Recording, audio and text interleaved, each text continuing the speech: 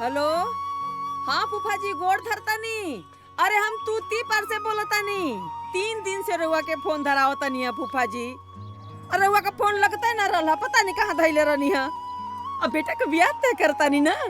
एक बात बता ना ना ना ना एक बात सुन लो फूफा जी, ब्याह से 25 दिन पहले हमरा दुआरी पर आके कुल संभारे के बाद एदा पारी हम कुछ ना सुने बता देता नहीं। हाँ अरे बहुते बड़का घर है फूफा जी, लड़कियों खूब सुंदर भी है। ना ना ना ना हम कुछ नहीं के सुनल चाहत। के गोपाल के बाबूजी और खटिया उन चतारन जनतन से। और सारा इतिहास भूगोल बताइबू फोन पर। और तेरे फूफा जी का फोन है। बतावा। देखा तेरे ना फूफा जी, देख ऐसे ही बस यह सहूर है। अरे ऐसे कैसे का कहीं ब्याह ऐसे थोड़े ना होला। पहले ना बात होई, चीट होई, तब न ब्याह तय होई। ऐसे तय थोड़े न हो जाई। हमार लड़का तो लाखों में खइया बा। वैसे वो लोग ना बहुत बढ़िया लोग बा, बहुत बड़का घर है। हमहू बता देली हमारो बेटवा लाखों में एक है। हाँ अभी देता नहीं ली बतिया ली उनका से। हाँ ये जवानी हाँ देता नहीं बतिया ली। सब इतिहास भूगोल तक बताए दिले बाड़बू। अब का बाकी बाजे हम बतियाई। आय जोन तुमसे रुआ पे ये सौरव के निकना लगला। यही सौरवा पर 3 दिन से रुआ से हम बात नहीं करत। जाई हमसे बोलत मत, बता देता नहीं तो मांगे लगल है हमरा। सुन ले फूफा। आय अरे बकलोल बेहरारू के हम का समझाई। अरे अबले कुछ भी तय ना भइल बा। आय और हफ्ता भर से पहले ही सबके नोता देतिया। गोपाल से आज बात भइल रहे, देखी कंपनी का कहतिया छुट्टी खातिर। आप कितने दिन के लिए जाना चाहते हैं? सर प्रॉब्ली 15 days। ओके ठीक है, आप एप्लीकेशन लेटर मुझे मेल कर दीजिएगा। ठीक है। Okay thank you sir. Okay best of luck. Thank you.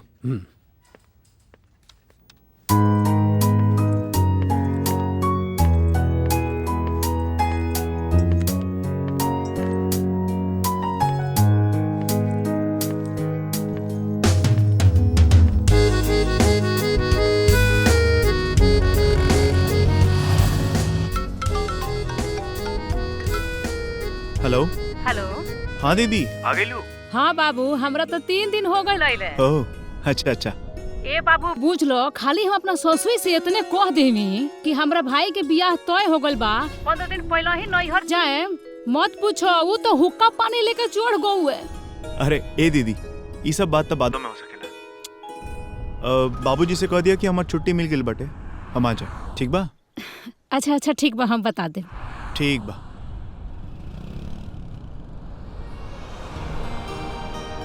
जरा 1 मिनट रुको।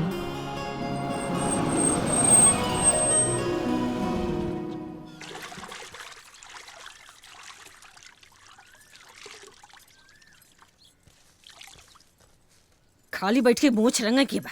8 दिन में कपड़ा धोवे के निकाल जाता। सुनी हमहू देखते बाड़ी जौन तौन से। अरे तका 8 दिन में ना तका 15 दिन में धोआई। आय देख ले माई इनकर हमरा ससुर के नु एकदम एक के लक्षण बा। बारा भी एक लपड़ सही हो जाएगू अब्बे। आय तू आगे आगे कढ़ावा तानी और तू पीछे पीछे दौड़ावा ताड़ू। आय अरे कपड़ा ना धोइए तका लेखनी करिए बैठ के। अच्छा आ जाए दी, खाली पतो के आ जाए दी, ओकरे बाद रानी बन के बैठब। हां तब करे जा फाटी सब कर। हाँ और तू अपन जिंदगी भर मुछ रंगत रहिया। चुप।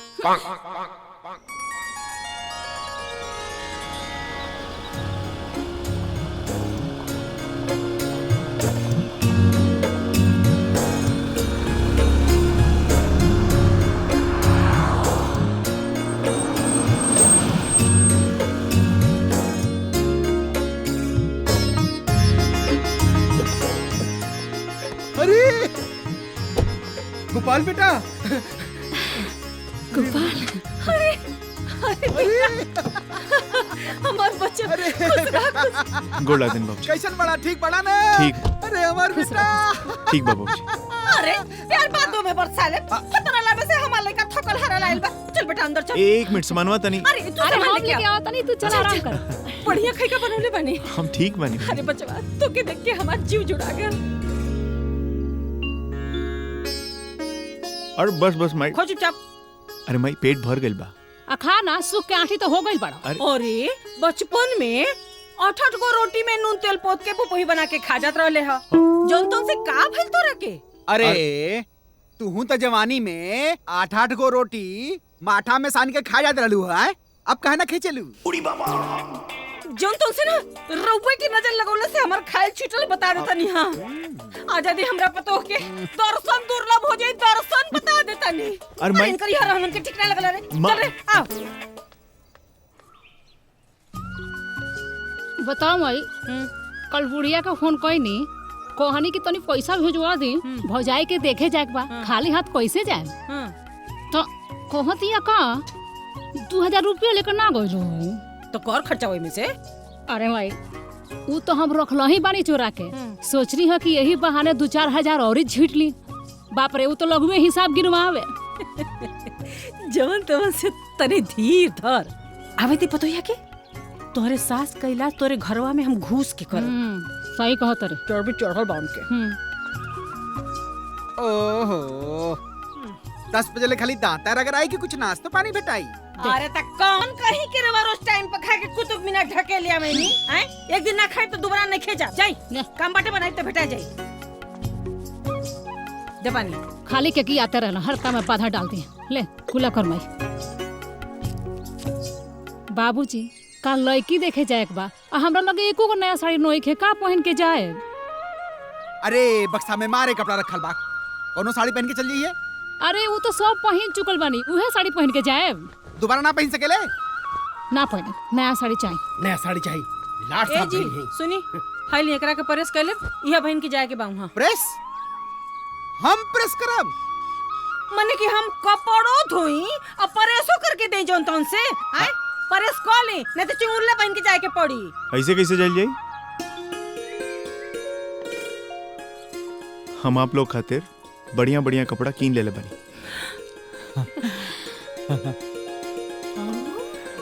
कपड़ा लियल बड़ा।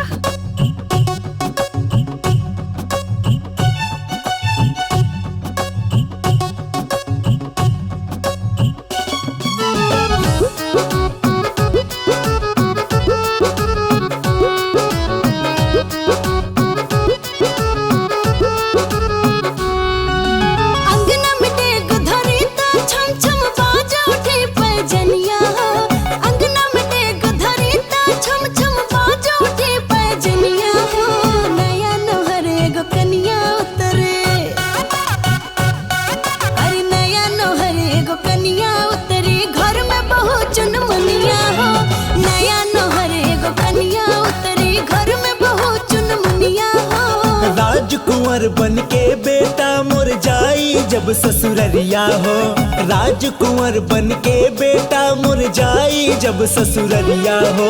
मुझका के टाइट समधी बना, अरे मुझका के टाइट समधी बनब बान्हब ऊंच पगरिया हो। मुझका के टाइट समधी बनब बान्हब ऊंच पगरिया हो।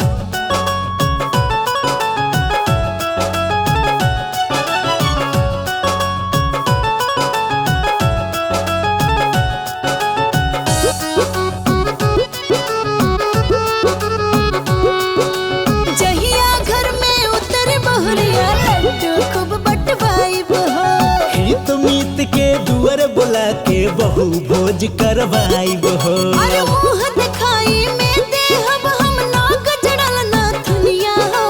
मुँह दिखाई में देहब हम नाक जड़ल नाथुनिया हो।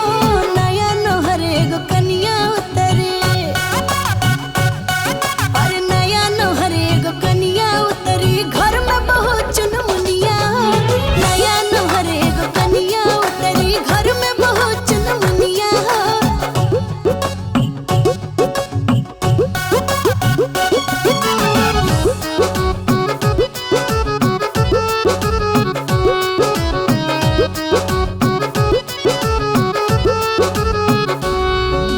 घोड़वा दबा के जाइब घरे, धीरे से घूंघट उठाइब हो। अखिया मिला के प्यारी बतिया दुल्हन से बतियाइब हो। प्यार करे में उनके संगवा कहते हब भोर हरिया हो। प्यार करे में उनके संगवा तो दे हब भुरहरिया हो किस्मत में जब हमरे आई है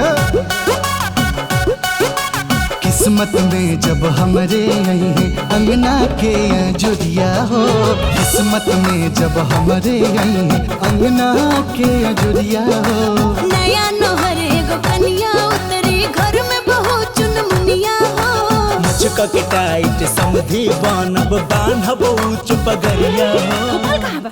ए गोपाल, अरे गोपाल, जल्दी कर। केवड़िया तो लॉक कर दी। वाह चलो लोग। आ गए चलो बैठो भाई।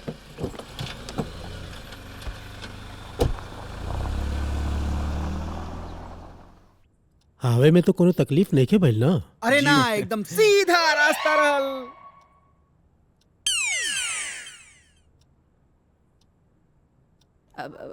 भाई साहब,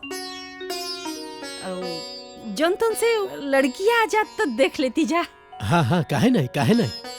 अरे पिंकी के माई जी तनी पिंकी के बुलावा। हाँ पिंकी,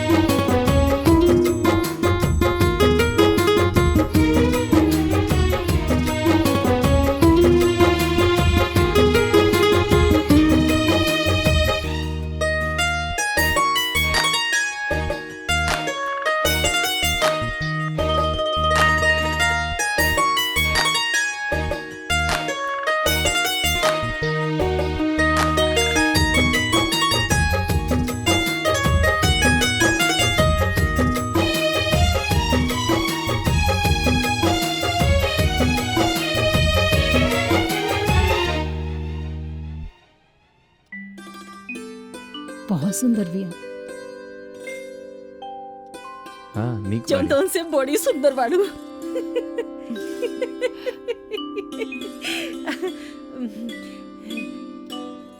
ऐसे गंदिया होते। दा होते। आपको पैसा।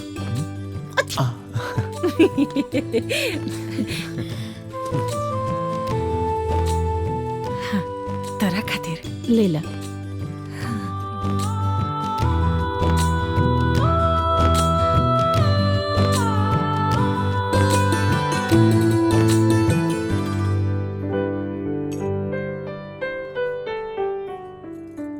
माई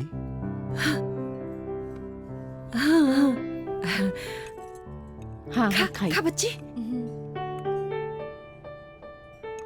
बढ़िया। देखिए हऊ है एगो बिटिया बाड़ी। अच्छा अच्छा। हऊ हमार दामाद। हाँ आई दोनों जने के बीच में हई है एगो सार बाड़े। हमरे गौवा में निरंजन बाबू का दमदा अपने सारे के बराती में जब गए ना हाँ तो ओके जनतन से माड़ भात खियौनी अंगूठी मिलल रहे। हाँ राउर मामा अपने दमदा के का दिल ना जी? हाँ जनतन से 4 कट्ठा जमीन बहिन जी आ एगो बनल बनावल घर। हाँ, पानी आराम से। इतना है ना बहन जी, हमार समझी इनकर बाबूजी अंगना में आई ना और तो एकदम अनठान तो ठान देना कहे कि बिना कुछ ले खोल बना करा अब यहाँ के मनावत मनावत थक गई ना, माने के तैयार है नइखे। हमहू सोच लेहनी भाई ये नहू का श्रद्धा पूरा होके के चाहिए कि ना चाहिए। अब बस जौन तौन से हमहू ना ही सोचनी, टप्प से नटई में से सोने का सिकड़ी निकाल के जाके मड़वा में उनकी पहिराई है तो देनी। बहुत बढ़िया बहुत बढ़िया। और सुनी, अरे हमर माई तो हमरा सास के झांपी खोलावनी सोना का कंगन देले रहे। कहा न बहन जी, इकलौती लेके जब रहे नहीं तब लेन देन तर लगल रहेला। अब जनतन से भाई साहब, अब चाहे वो बिटिया के श्रद्धा होखे, दामाद का होखे, गांव गिराव का होखे, चाहे हितनाथ का होखे, हो कि नहीं? सही कहली, सही कहली। बस बस बस भाई साहब, आप खाली इतने का विशेष ध्यान रखो, बाकी जनतन से कहीं कहीं रवा निफिकिर रही, राहुल श्रद्धा में कोई कमी ना रही। रउआ के ही नइखे लागत कि पिंकी वहाँ एडजस्ट ना कर पाई? लड़का में कोनो कमी बा? फर्स्ट क्लास लड़का बा, अच्छा खासा बैंक के नौकरी बा, तो हार बिटिया के जोड़ी ओकरा साथे बहुत अच्छा लागी। ना ना, हमार मतलब कामिनी से। अरे मैडम, शादी के बाद लड़की अपना हस्बैंड के साथे रही, फिर समस्या कोना चीज के आई?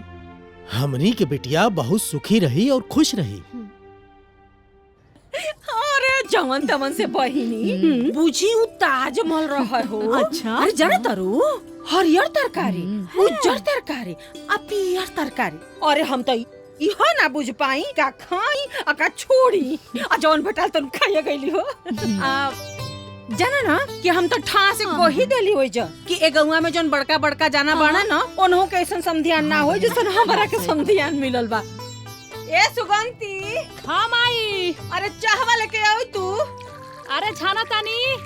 अरे बहनी जब लेके आवतिया तो सुना लोगन, बतियावा लगा तो 3 दिन लगी। हाँ। और वह कहा तानी ना बहन, हाँ। कि हमार किस्मत में ना भगवान भगवती एक कीचड़ में हमार बेटा के रूप में कमल खिलौले बाड़ा, तबे ना रमझला लगल बाजी कुल। आए बस यही एगो लालसा बन कि हमार पतो हो आ जास, आए अपन जिम्मेदारी संभाल लेस, आ ओकरे बाद ना बुढ़ऊ के लेके खाली तीर्थ पर याग न करे के रही जनतन से। ला चाची चाय पियो। चाय पी चाय ले नमकीनिया लिया रली चुगवा रतिया खिले गल तना बड़ बड़ मुसरा बनी घरे में, और ले जाके काट के खा गल, हमके ले जो काट के खा। अरे बबनी बड़ा दुबरा गइल बाड़ू। अरे चाची, हम अपना सास के खोबासना के मारे नु सूख के आठी हो गइल बानी। जब देखो तब हाय बेटी करत रहेले।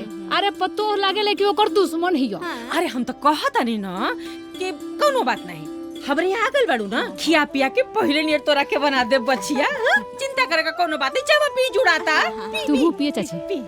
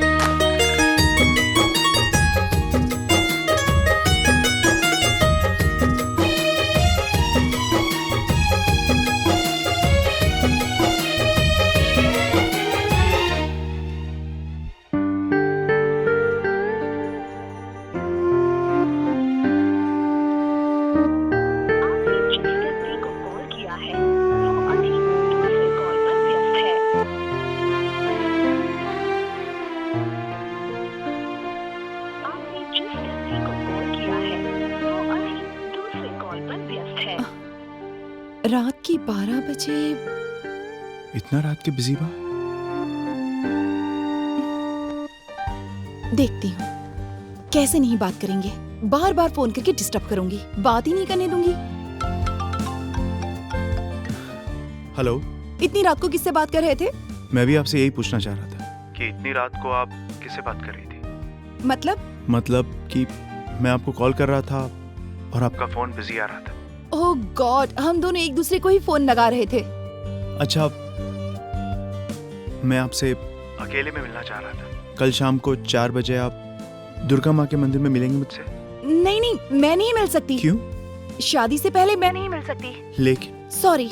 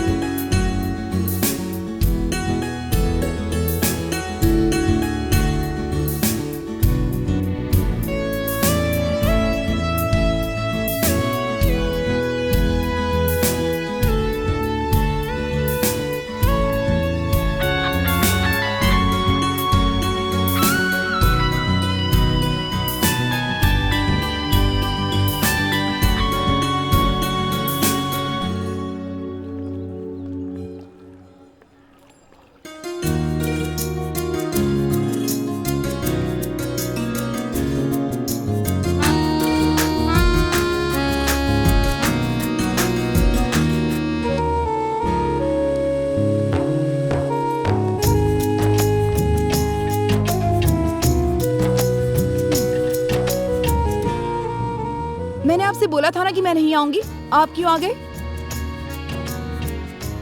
जब आपने बोला था कि आप नहीं आओगी, तो आप क्यों आ गए?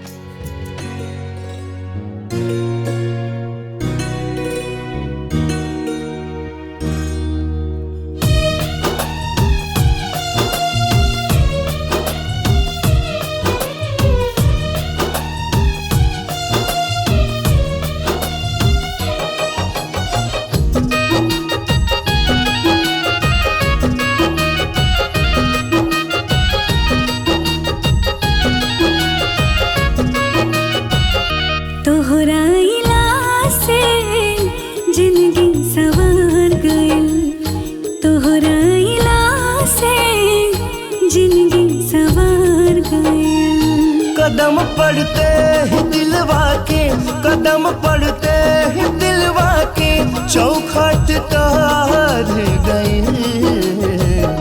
तोहरा अहिला से जिंदगी सवार गई।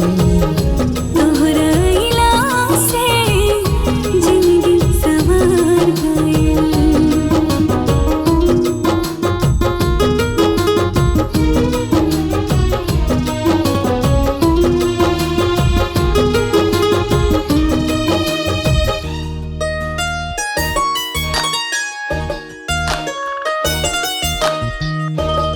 हमारा नाम के पहचान हो गई लू, अनजान से तू जान हो गई लू। बोली धड़कन मोरा पिया पिया, हर सिरा हर पल जिया जिया। बोली धड़कन मोरा पिया पिया, हर सिरा हर पल जिया जिया। नजर मिलते मोहब्बत के, नजर मिलते मोहब्बत के 100 रंग चढ़ गए। तोहरा अहिला से जिंदगी सवार गई। तोहरा अहिला से जिंदगी सवार गई।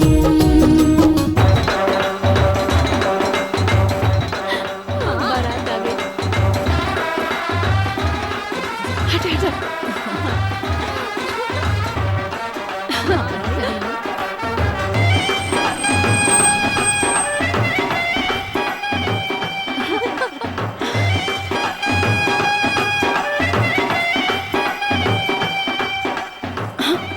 जा देखा, पिंकी तैयार हो गई। जा।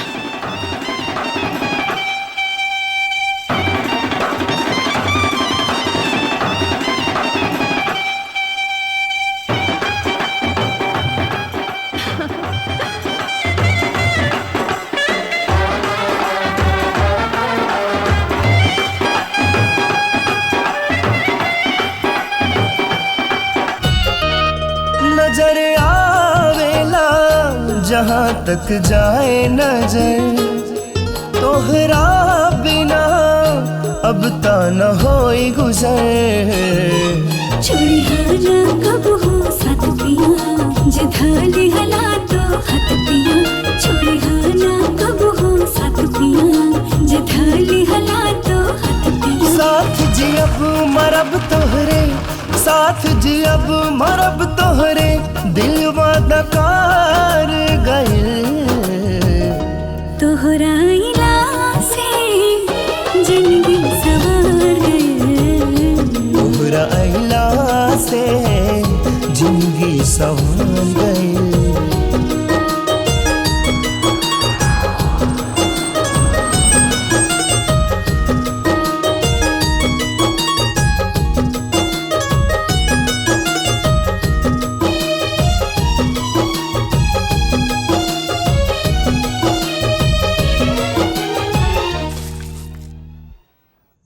पिंकी,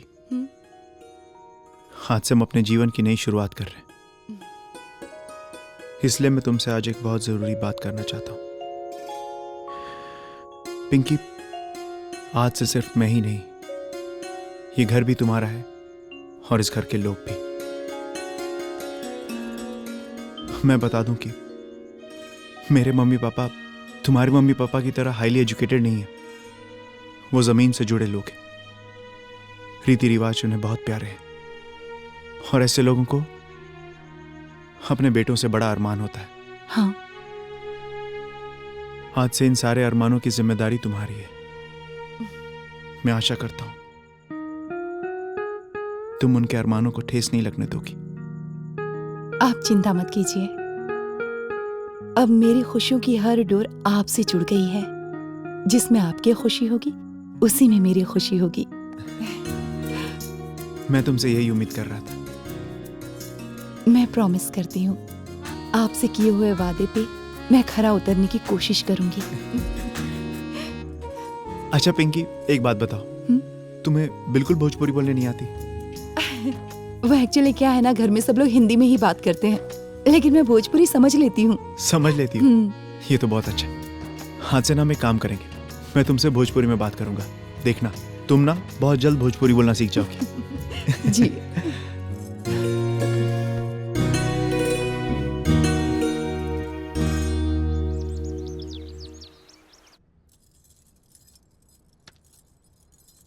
ए बेटा, हाँ मई, हाउ टेंट वाले का पैसा बा?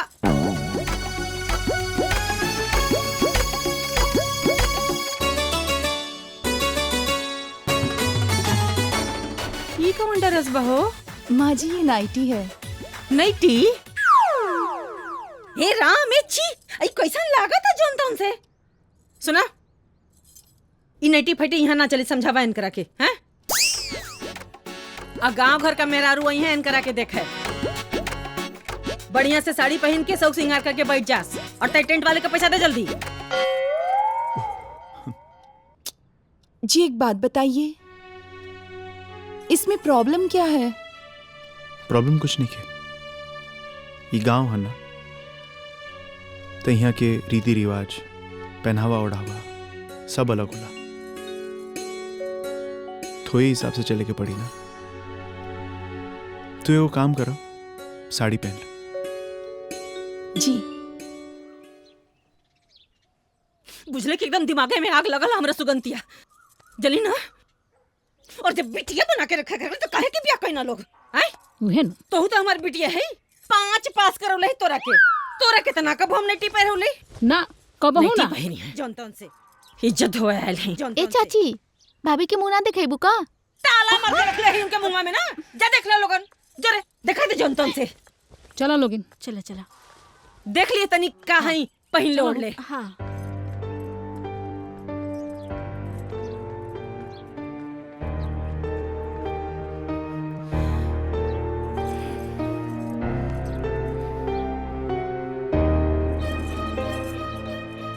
जे वाला ते बोरा है या वाला। ला लो, देख लो दुल्हन। ए दीदी, भाभी तो बड़ी सुंदर बाड़ी। रे बसंतिया, कितना बढ़िया तलवार नियन आईब्रो बनौले बाड़ी। एमी के सेम लिपस्टिक हमो किनले बानी, लेकमेक बनाई। ए जनतन से यहाँ लोगन दुल्ही देखे आयल हो कि लिपस्टिक देखे आयल हो? आए देख ना माई ई बसंतिया, अरे एकरा भौजी के जब हम देखे गए रहनी पूरा 15 रुपया मुंह देखलाई देले रहनी, और ये तो फिर ये हाथे आगल भी देखे। तो भौजी का मुंह तो कोनो जरूरत नहीं है दिखावे के। आए फोकट पे लोगन मुंह देखायल बड़ू हो? आए सबका घरे मुंह दिखाई देले बनी, ऐसे ही मुंह ना देखे दे। हां चल निकालो। चल रे, ना दिखाइए तो ना दिखाए। हाँ जा जा लो, जब आट जाई तो लेके आई है। अब बताई बाबूजी, बियाह के 1 महीना पहले से इज्जत धारणा देले बाड़ी हैं, अब तो बियाहो बीत गई। घरे जाके कहतनी तो कह तरीका कि रोरा माई के मुंह देखल नहीं चाहत हम। ए बाबू सुना, हाँ इहो अपने माइया पे गइल बिया। जात रहनी 7 दिन खातिर और आवत रहनी 7 महीना बाद। जनतन से के कर शिकायत करतनी जी? हमार हिम्मत बा तो हर शिकायत करी। हाँ। देखने माई ई दोनों जना मिल के हमरा के यहाँ से भगावे के चक्कर में लागल बालो। अरे के कर हिम्मत हो कलो हमरा बेटी के यहाँ से भगावे का? वो हमारा बेटी के जनतन से। बताओ ना माई, तोनी भर चलता इन तो लागत है हमार हाथ और गोड़ झिनझिना है, और यहाँ के बानी यहाँ के तो हमरा खातिर कोनो माया नहीं है। जब देखो तब हाय माय करत रहिले। जनतन से कोनो नौकरानी नहीं के भेजले रवा के घरे? हां ओकरा घर दुआर नहीं के का?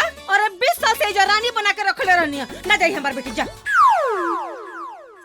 मुंह का देखा ताड़ा, फैसला हो गई। लेकिन सुनी ना, वैसे भी ना हम ऐसा ना घर के बेटी है ना बबुआ कि जहाँ दमादन कभी कुटाई होला।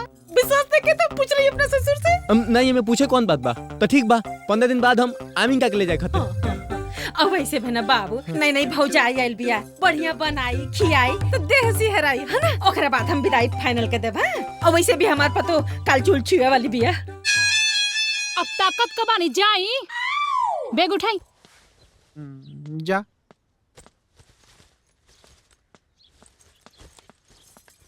हमार माई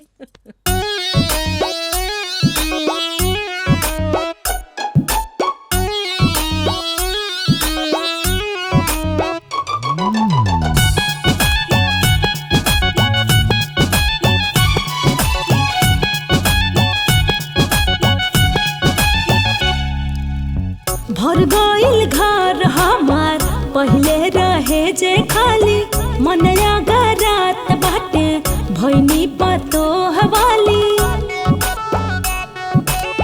भर गइल घर हमार, पहले रहे जे खाली, मनया गरात बाटे भैनी पतो हवाली। चूल्हा छेकाई के आइल शुभ दिन, आज पूरी रसिया बनई है दुल्हन, आज पूरी रसिया बनई है दुल्हन।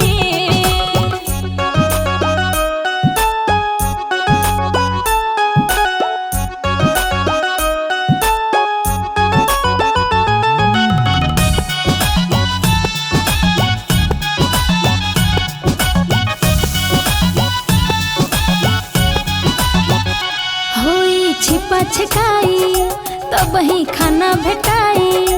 मैं तो सबका से अच्छा नेक लूंगी जी, चाहे तो गहना गुड़िया, चाहे 2 रुपया पैसा, तब जाके मैं खाने की परमिशन दूंगी जी।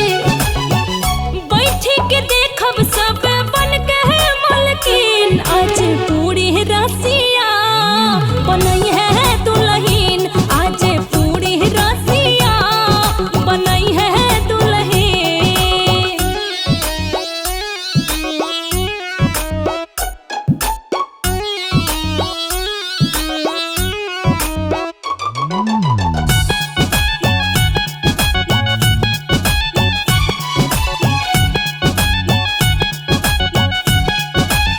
भोजन का स्वाद लीजिए, फिर तब मुझको दीजिए।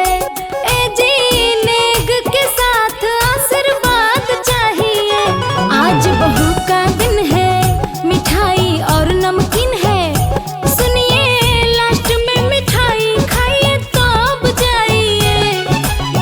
लागे पतोहिया हमर बड़ा किस्तीन, आज पूरी रसिया बनई है दुल्हन,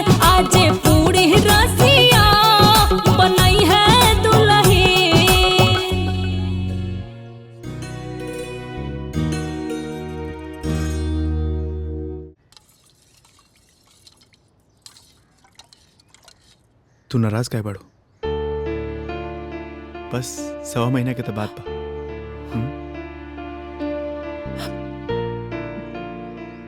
एक लड़की जब पहली बार अपने ससुराल में आती है तो उसके पति से ज्यादा क्लोज उसके कोई नहीं होता है,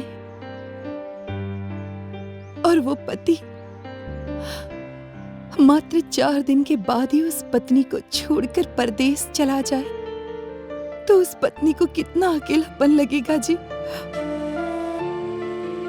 आप मर्द है ना, आप ये जुदाई नहीं समझ पाएंगे।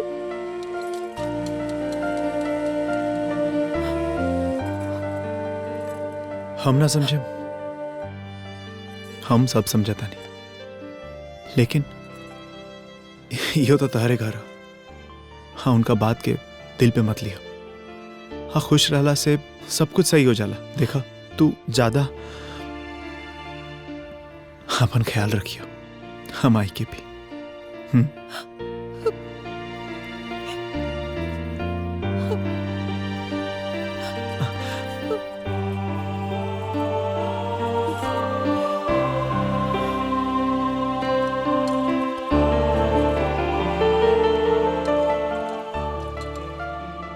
अपना ख्याल रखना। बाय।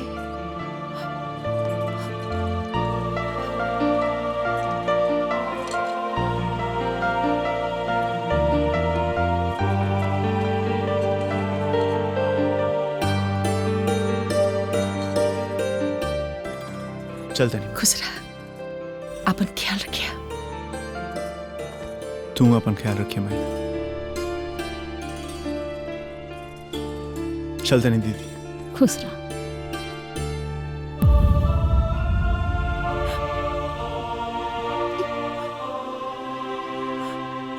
चलते नहीं।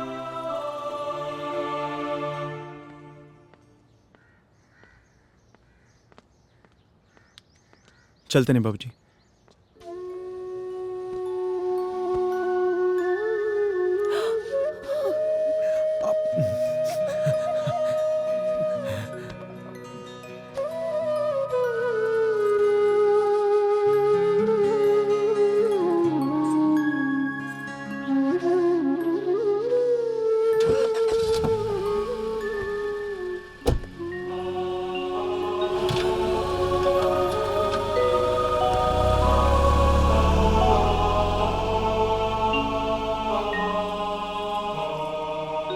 माई चुप हो जा।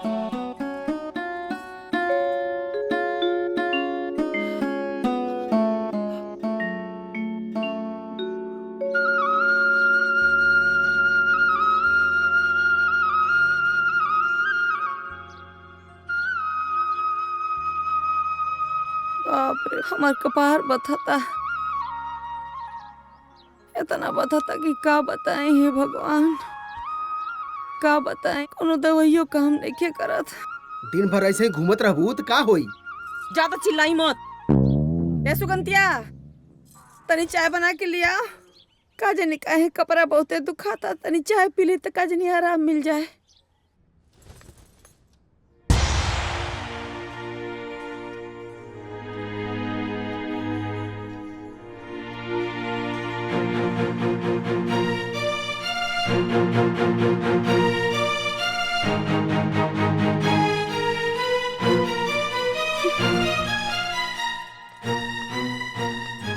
अरे माई, अब चाय के बनाई?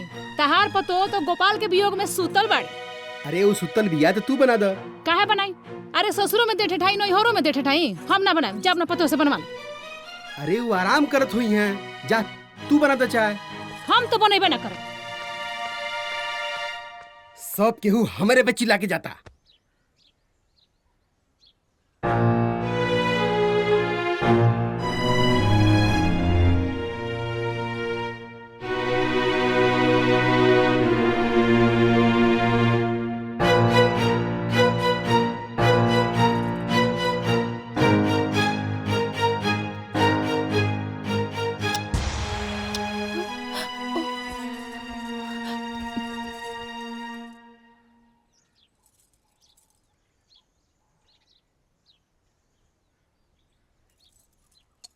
पहले पी लेती फिर करिया करती जौन तो से बात।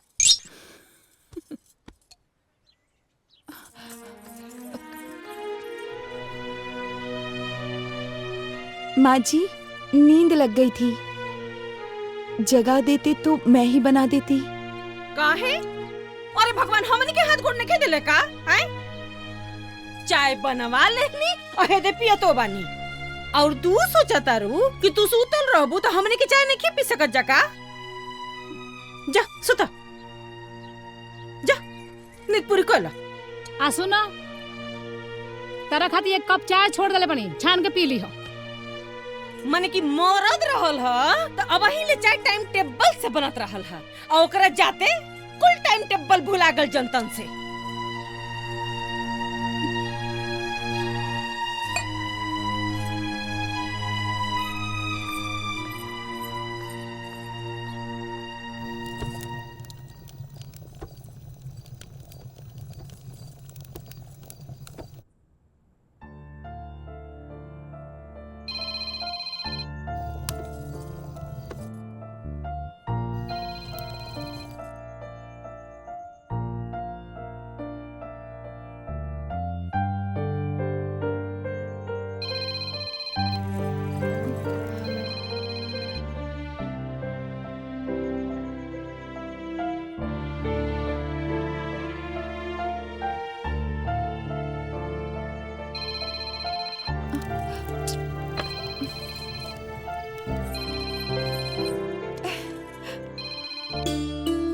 नमस्ते जी। नमस्ते, कैसन बाड़ू? जब से आप गए हो ऐसा लगता है मेरा कुछ गुम हो गया है, किसी चीज में मन ही नहीं लगता। मन तो हमरो नहीं लागत, पर का कइल जाओ।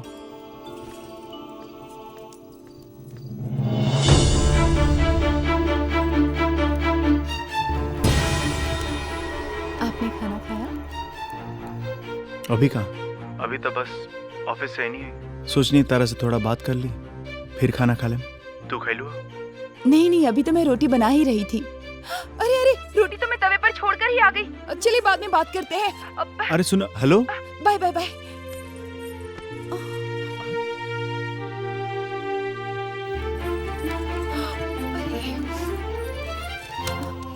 माँ जी हटिए, मैं बनाती हूँ। ना ना तू जा, हम बना ले। जा जा आराम कर। माँ जी और हम कहता नहीं तो तोरा समझ में नहीं खे आवत है? जा तू अपन काम पूरा करा, रोटी बन जाएगी। माँ जी प्लीज प्लीज हटिए ना। माँ जी आप बना रही हैं कोनो रोटी, जरूरत नहीं है। अब गलती नहीं होगी माँ जी, प्लीज उठिए उठिए ना माँ जी, कहते प्लीज नहीं, हटिए प्लीज से। प्लीज प्लीज माँ जी मैं बना देती हूँ, प्लीज प्लीज प्लीज माँ जी छोड़िए कहली ना। ना कि शहर के लड़की से कि चूल्हा चौका का काम ना होई, बुझाई? जा आराम करा, जा खाना बनावल हमार काम बा।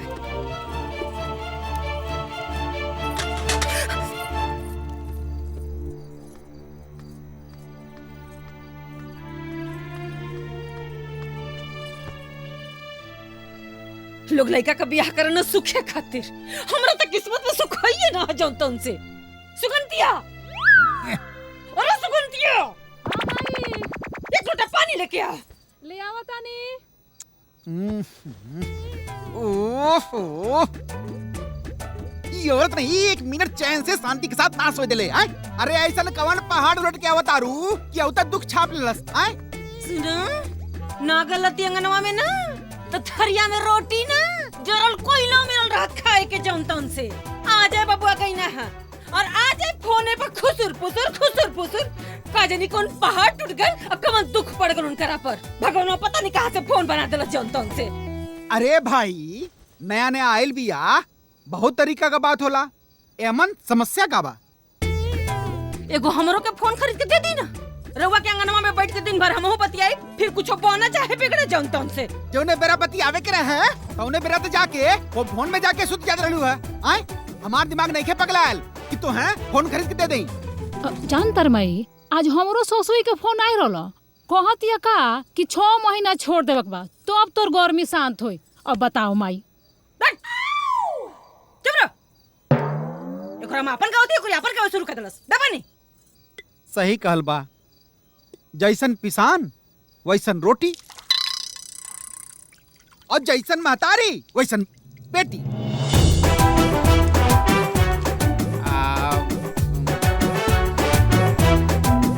साला कुत्ता प्रभु। अरे बाप रे।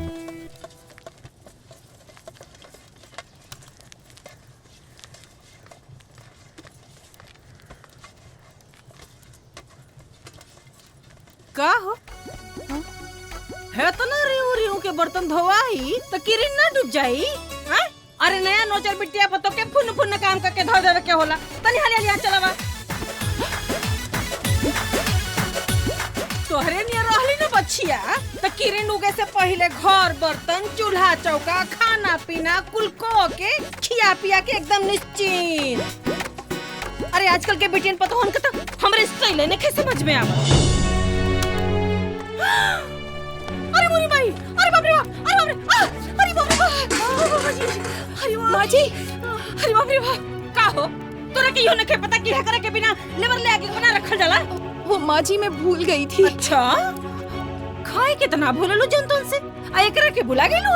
वो क्या है ना माँ जी, हमारे यहाँ तो ऐसे ही गैस पे चढ़ाया जाता है। गैस वाली बाड़ू ये बच्चिया जंतुन से, हैं? अरे भाई, जब वो चूल्हे पे नईखे बनावे जाना तो गैसे पे बनावे दा। आगे नहीं पछले वे। हम कोनो बाड़ बानी? आए? हमरा खेती बाड़ी नहीं खे? बोली? है जो लौना लकड़ी रखल बा ओकर का करी?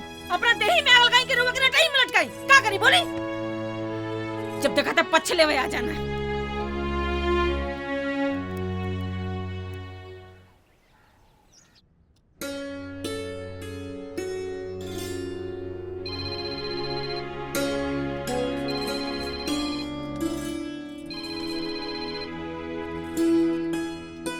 हेलो, क्या करता रू? घर का काम और आपको याद करने के अलावा और दूसरा क्या काम है मेरे पास? आप क्या कर रहे हो? हम ऑफिस। अच्छा, कब आएंगे? अरे अभी तो कुछ दिन भइल बाइला। ऐसा लगता है कि बरसों हो गए आपको गए हुए। अच्छा, माई बाबूजी के का हाल चाल बा? कहाँ बालो? शायद बाहर होंगे। ओ, और खाना खैलू? अभी तक नहीं। का? अभी तक खाना ना खैलू? जा तू पहले खाना खा, बाद में बात हुई। सुनिए ना, थोड़ी देर और बात कीजिए ना प्लीज। ना ना ना, पहले जाके तू खाना खा। सुनिए प्लीज प्लीज। नो नो, पहले जाके खाना खा, बाद में बात हुई, ठीक बा? ओके।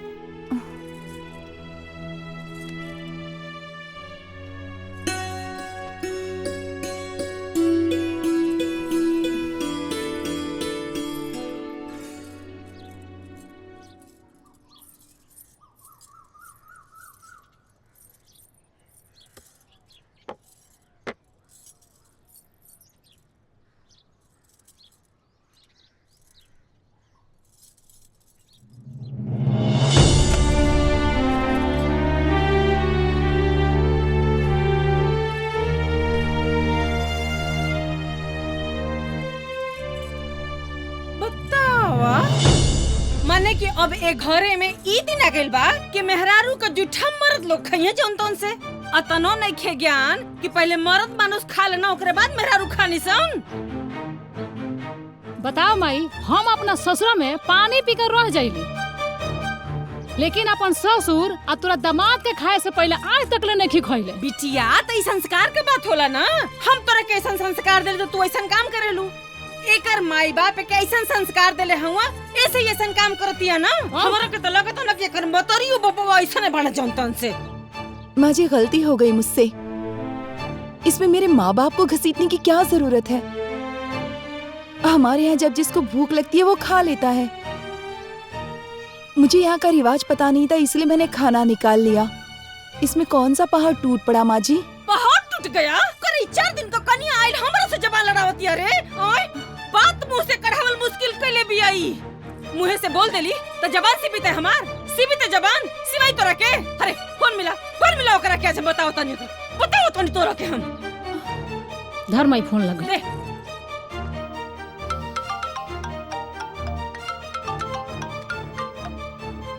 हाँ माई, प्रणाम। खुश रहा बचवा। कितना अरमान से तहर बारात सजौले, कितना सपना सजा के पतो उतरले। बाकी हमरा के का पता रहे कि हमरा के उल्टा सुने के पड़ी जौन से। का भाई? ये बचवा एको बात बर्दाश्त नहीं के करतार मेहरारू। बुझला न जाऊन तो उनसे एक को काम ढंग से नहीं करत, न बर्तन धोतिया ढंग से, न खाना बनावतिया ढंग से, एक को काम घर का नहीं करती है बच्चे। हाँ, ढंग से नहीं कर पा रही हूँ, गलती हो रही है मुझसे। उनसे कंप्लेन करने से क्या प्रॉब्लम सॉल्व हो जाएगी? सुन ले, सुनो तो अपने मेहरारू का जो भाषा। भी काम है सब तो कर रही हूँ। जगह नहीं है, लोग नए, तरीका नया है, गलती हो गई मुझसे। जब गलती मेरी है तो मेरे माँ बाप को बीच में लाने की क्या जरूरत है? सुन, इसमें उनका क्या दोष है? मुझ में खोट निकालने के बदले आप मुझे समझा भी तो सकती थी, सिखा भी तो सकती थी। लेकिन सासू माँ, आपने मेरी कद्र नहीं जानी, उल्टा तमाशा बना दिया। सुन तेरे का खोटिया तोर मेहरारू। हे बेटा, यही दिन रात खातिर तेरा सरधा से पतो उतर रही है। हमरो सास रही है घरे में, हमरो आवाज क्यों सुन लो है गांव में तो बतावा। हमार बात सुन, अब तोर मेहरारू हमरा से एकदम बर्दाश्त नहीं हो। तू आज के आज आओ और अपन मेहरारू लेके जो यहाँ से। नहीं चाहिए हमरा कैसे पतो है दादा, नहीं चाहिए। अरे माई, हमारी बात। अगर आपको मुझ जैसी बहू नहीं चाहिए तो मुझे भी आप जैसी सास नहीं चाहिए। तो जो यहाँ से। हाँ हाँ, जा रही हूँ। हाँ तो जो यहाँ से। हाँ, अरे जाना और चट का बाड़ू। हेले रे, शांत हो जाओ।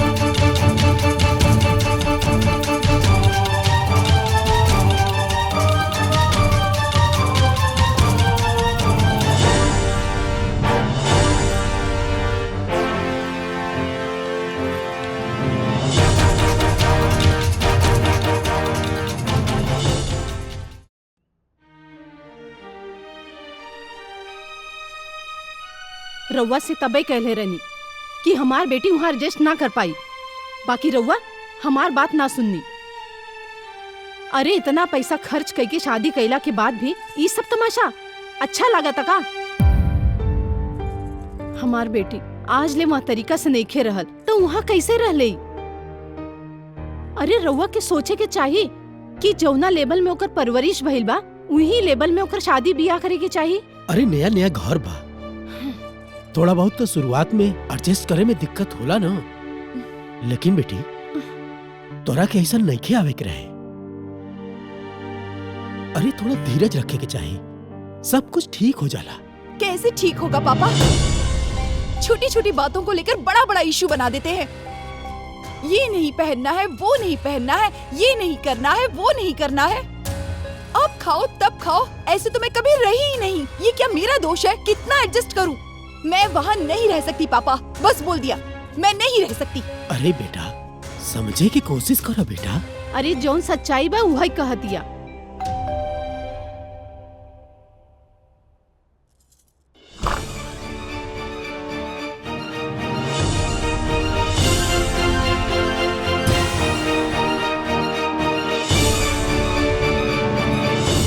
आपको सारी बात मालूम है ना, फिर भी आप कह रहे हैं कि मुझे ऐसे नहीं आना चाहिए था।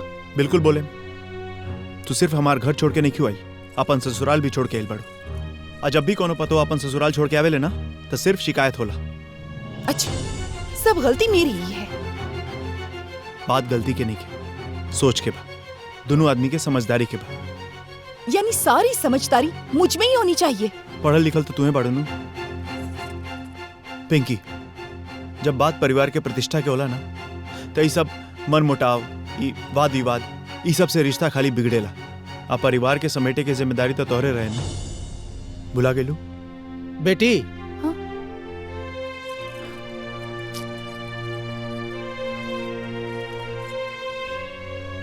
बेटी, मायका और ससुराल में बहुत अंतर होला।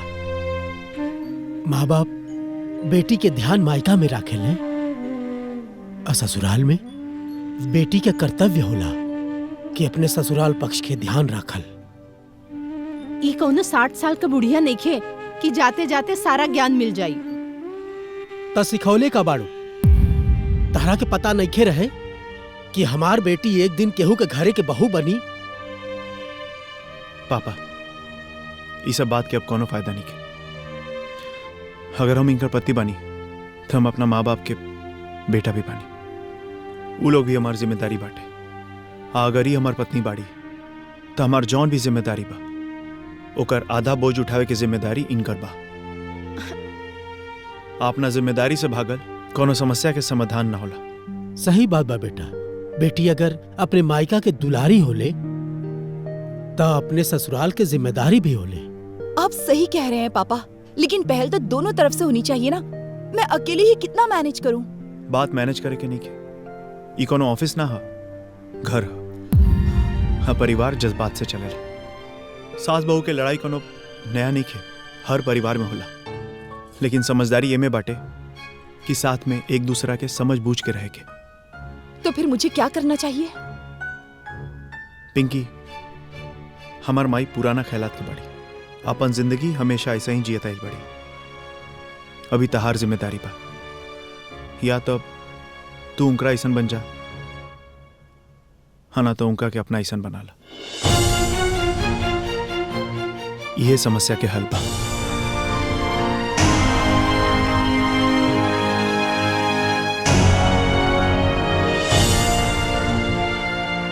कितना अरमान से पता उतरले रहली, कुल माटी में मिल गए। का? हाँ, एक मिनट। ए माई, अभी अभी नु सूर्य से चका फोन आरला आ गोपला तो एकदम बाहर से बाहर ससुरारी पहुंच गइल बा। ओकर मोती मराइल बा का रे? जब तो के हमारे पास आवे के चाहे तो ससुरारी पहुंच गइल। उहे तो। अरे हमर करम।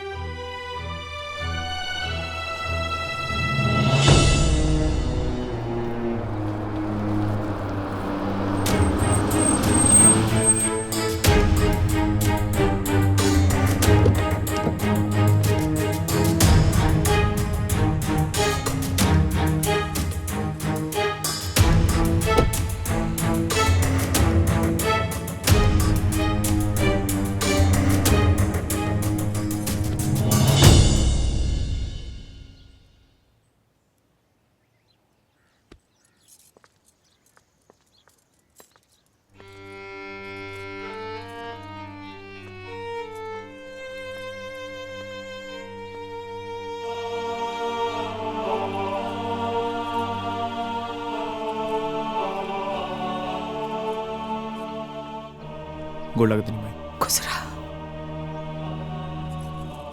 हाँ ठीक है, ठीक है, ठीक है।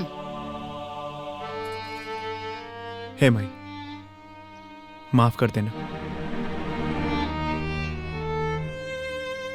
तू एक काम कर, कान पकड़ के माफी मांगा।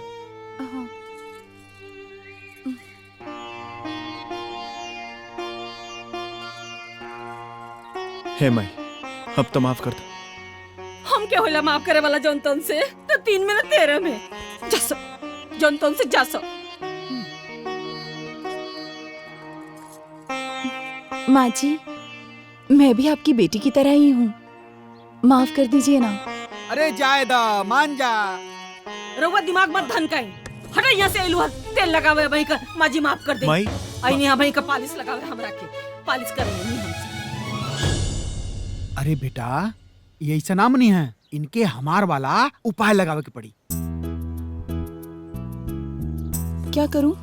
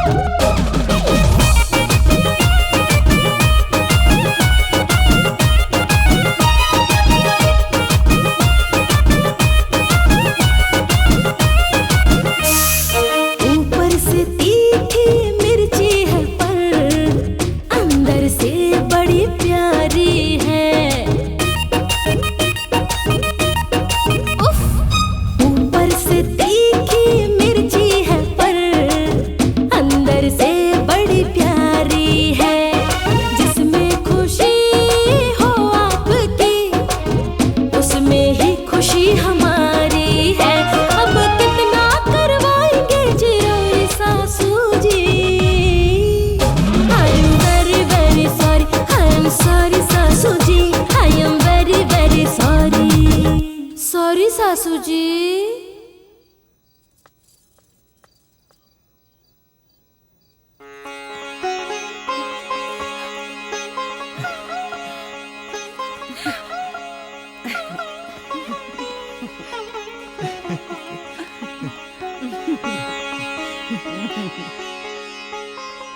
चिंता मत कर, हम जल्दी शहर से आए और औतत तो रखे बोलाई। हाँ माई, 2-4 दिन बाद चलिए, ढेर दिन मत रहिए गोपाल के लगे। हमरा ससुर में मन न लगे, ते तो हमरा ससुर के रहन जानते बड़े। बुढ़िया, अरे चलो ना, जल्दी लेट होता। अरे जन तो से नहीं की न विदा करता नहीं जी, रुकी तनी। माई आराम से रहिया। हाँ। मजे में अरे रहिया हो गया, बिटिया। चलो। हाँ ख्याल धरिया अपन। ले जाइनू। पड़ा माई जी। खुश रहो, अरे चल खुश चल चल, रहो। अरे चल। अरे चलो ना, चलो चलो चलो चलो। ठीक से रहिए। हाँ, एकदम ठीक से रहिए। हाँ। एकदम ध्यान रखम। चलो, घुसको घुसको घुसको अब तो घुसको अंधेर। घुसको, अंदर घुसको, बैठो। अरे भैया चलो, जल्दी चलो, ले चलो। ख्याल रखिए। माई जल्दी आ जाई है। जल्दी आए।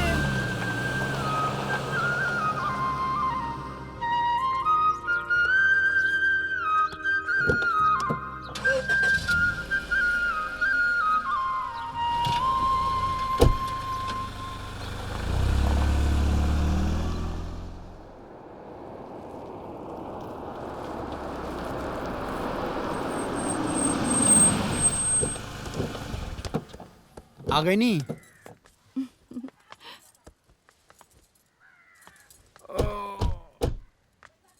का भेल बाबूजी थागे नहीं का? अरे बेटा हम तो सो गल रहनी। अच्छा है। देख के बाहर आ जेबू, हाथ मुंह फूट जाई।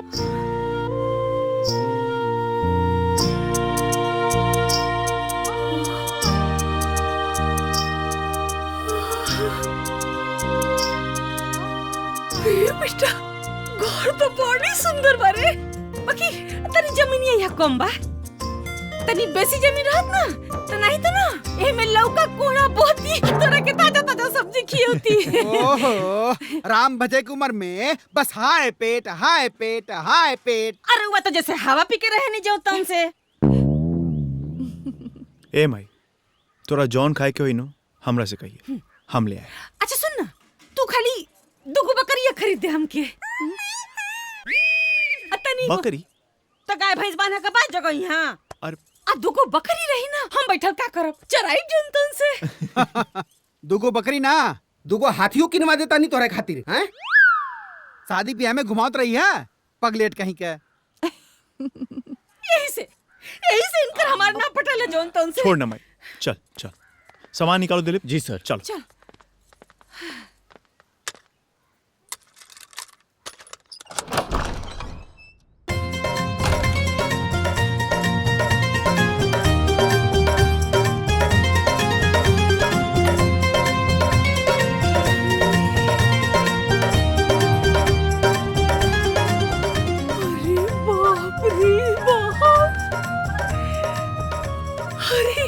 अरे बेटा ई घर की मोहल में, अरे ऐसन तो हम खाली टीवी में देखले रहली है जंतन से। माई अब हम तारा के तहार कमरा दिखाओ तनी। चल चल। माई ही तोहार कमरा। हाय बाबूजी। अरे वाह कैसा लगा? बहुत अच्छा बेटा। आओ पिंकी हम तोरा के तहार कमरा दिखाओ तनी। ठीक है। गोपाल कमाई साचो गोपाल जैसन लड़का भगवान सबके दे। सच में है ना? हाँ।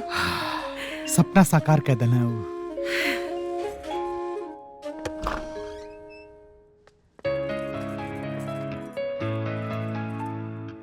आई है हमनी के कमरा। बहुत अच्छा है।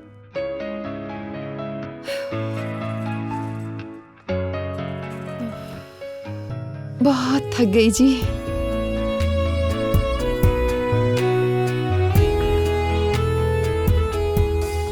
अच्छा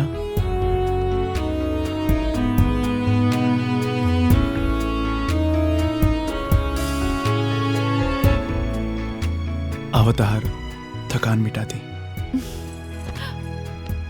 अब तो मैं साथ में ही हूँ, फिर इतनी बेचैनी क्यों है जी? जिकर मेहरारू इतना सुंदर होके ओकरा बेचैनी कैसे ना होगी? छोड़िए, मुझे सब सेट करना है। पहले हमनी के सेटल हो जाएगी, बाकी बाद में सेटल हो जाएगी। जरा रुकिए ना, रात हो जाने दीजिए। हाँ, रात के बाद रात में हुई, दिन के बाद अभी कर लिया जाओ।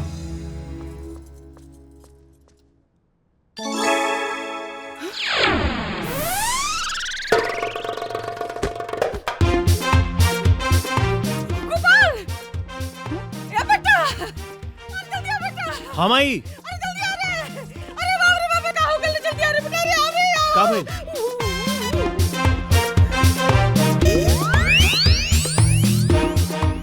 बाबूजी।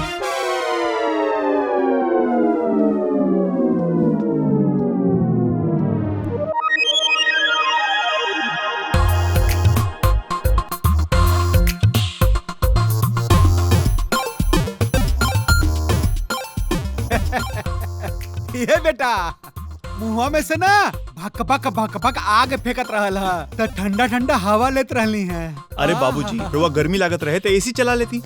वो फ्रिज है, उसमें खाए पिए के सामान रखल जाला। बच्चवा सहूर का ठिकाने ना, और बने के बाद ज्ञानी जनतन से। चलनी हंस दिया सूपे पे। अब जहाँ जाना वजह ना रख मचा के रखा ना।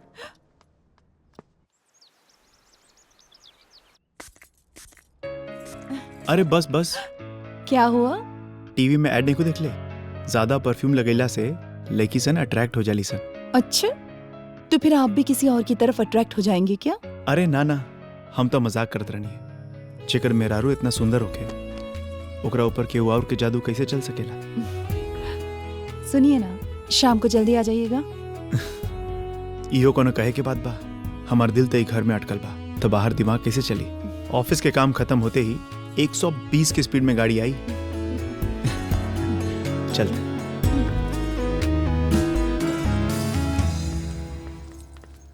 तोहरा चानी बा, रोज सवेरे बैठ के ठाट बाट से खींचताड़ू।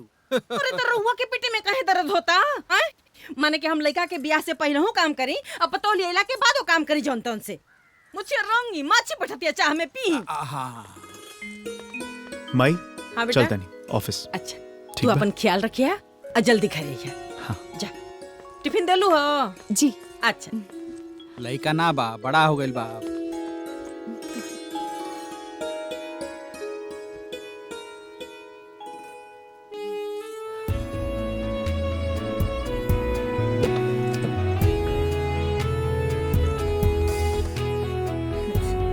जा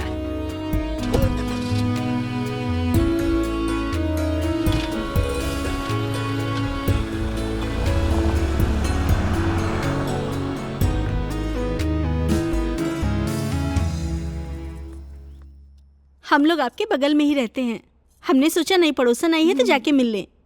अरे बहुत अच्छा किया जो आप लोग आ गए। अगर अगल बगल में रहना ही है तो एक दूसरे से जान पहचान होनी ही चाहिए। हाँ बिल्कुल। मैं अपने पड़ोसी से जब तक दिन में 2 बार बात न कर लूं मेरा खाना ही नहीं हजम होता है। मेरे हस्बैंड इस चीज के लिए कितना टोकते रहते हैं, लेकिन मैं भी कह देती हूँ कि आप हस्बैंड हैं और मैं वाइफ। आप क्यों इस चक्कर में पड़ रहे हैं? खाइए पीजिए, टिफिन लीजिए और ऑफिस जाइए।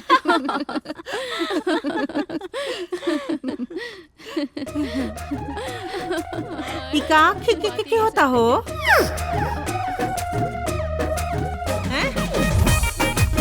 मने औरत का बात एक डेग न सुनाई देवे के चाहिए, और तू लोगन रावण जैसन खे खे खे कैले बाड़ू हैं? ई कुल हमरा के पसंद नहीं के जनतन से। और तू लड़का के ऑफिस से आवे का समय होता, भूखल पियासल आई जनतन से, ओकरा खातिर तोरा के कुछ बनावे चनावे के चाहिए, तो तू भाई केनहन के संगे दाकियार तारू हैं? नाश्ता पानी हो गइल जनतन से? तो जा आवा चला निकला लो। चला जा खाना बनावा जनतन से।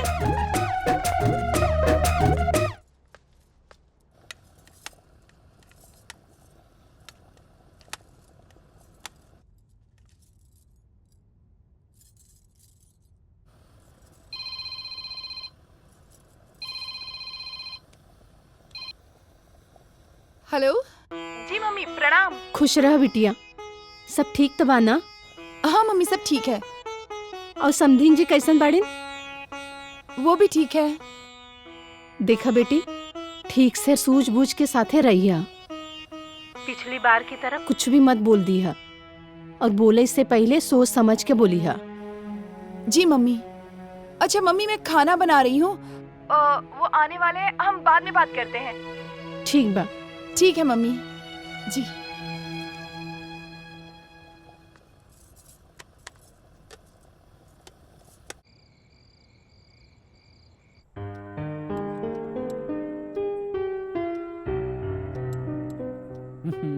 वाह, ये तो खनवा गौआ नियन लगत बा हो। बाबूजी, ये पिंकी के हाथ के कमाल है। माई अपन सारा हुनर उनकरा में झोंक देले बड़ी। तो हर माई, अरे ये बुढ़िया कभी अच्छा खाना बनी बना खैले, तबे की का बना सकेले? क्या जनतन से? का हमरा खातिर कुछ खाता नहीं है? तो हर तारीफ करता नहीं। तो हर माई बहुत अच्छा खाना बनावत रहनी है ऐसे। ए मैं छोड़ ना, आओ ना हमनी संग साथे बैठ के खा ले। अरे नहीं, मेरा रू मर्दन के बराबरी करके ना खानी, खा तू लोगन। अरे माई, ई शहर है, यहाँ ई सब ना सोचे जाला। और उसे का अपन तौर तरीका कोई छोड़ देगा जनतन से? नहीं खा लो। ठीक है पिंकी, जा तू खा ला। नहीं, आप बाबूजी के साथ खा लीजिए, मैं माँ जी के साथ खा लूंगी।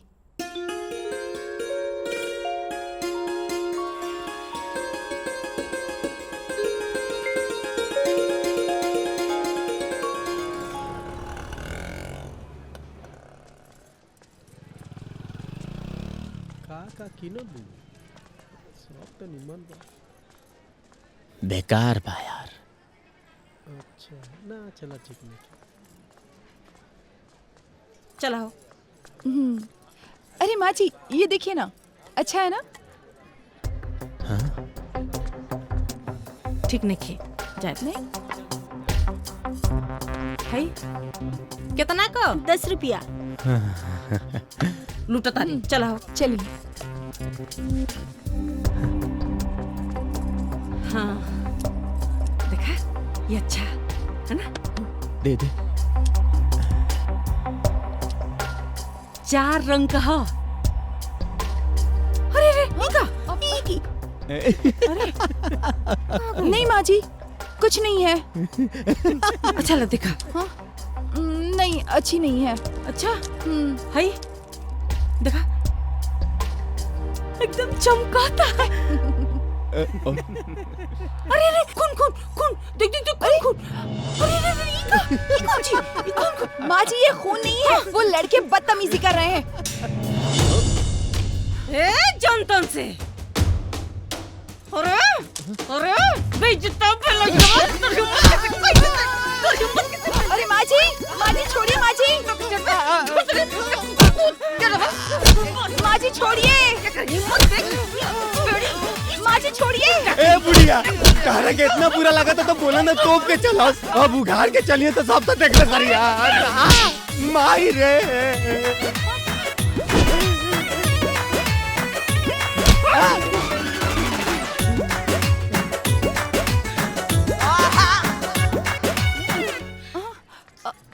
माँ जी का भइल हो?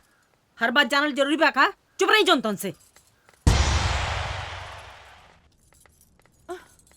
सुन जाके सलवार समीज पहन के आओ। अरे कपड़ा बनावल है तन ढोपे खातिर, अगला कोई ऐसे कपड़ा के जे में तन उघार होके सलवार समीज पहन के आओ जो।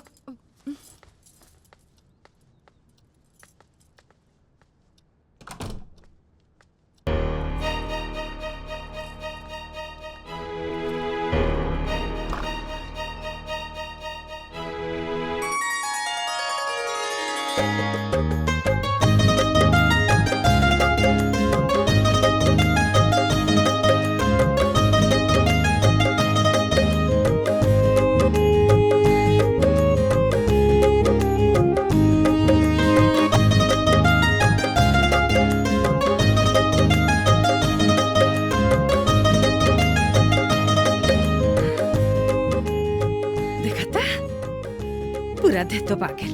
अब चला बेचारे अब चल। बाबूजी बेटा रहुआ एक्सरसाइज कल शुरू करी और पेट निकला था।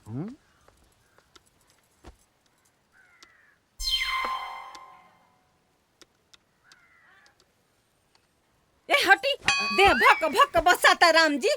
हे भगवान काहे नहीं रगड़ रगड़ के मैल छोड़ के नहीं तीजी। ए बेटा यहाँ कहीं पोखरा तालाब बा का? पोखरा काहे खातिर माई? बसात आ रहा। अरे इनकर कपड़ा ले जाके धोईती हम। माँ जी वॉशिंग मशीन में सब धुल जाएंगे। मशीन में कपड़ा धोला? हाँ साबुन लगा के? हाँ। अरे ए बेटा मैल भी रगड़ रगड़ के छोड़ देला? सारा मैल निकल जाए। हाँ अच्छा जॉनतन से अच्छा पगलेटा है भैया।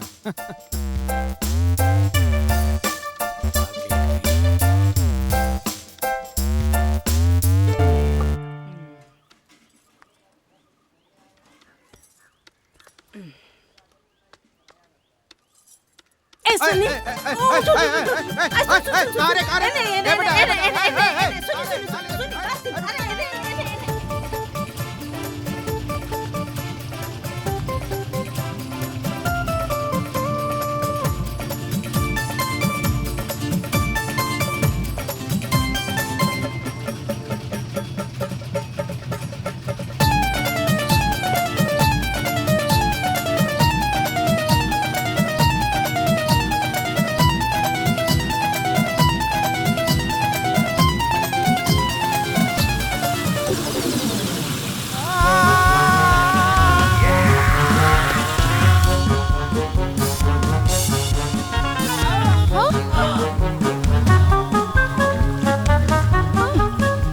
छोड़ो। अरे बुढ़िया जान ले रे दादा।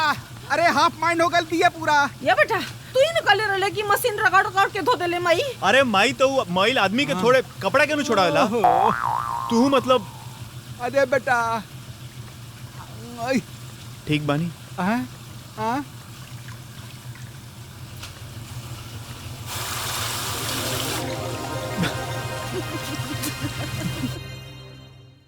माई हाँ बेटा आज शाम के बाहर जाके खाना खाए ठीक बा? तैयार रहिए लो। अच्छा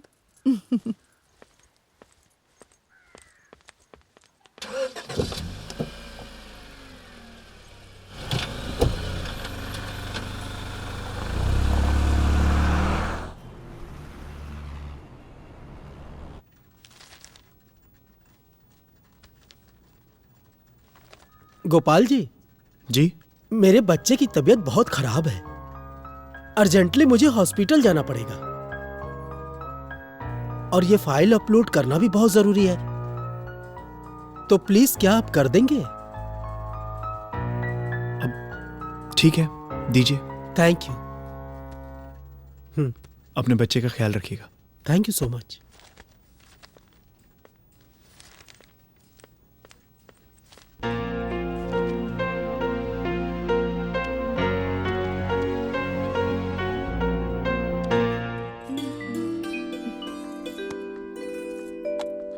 क्या लगावत हो दुल्हन?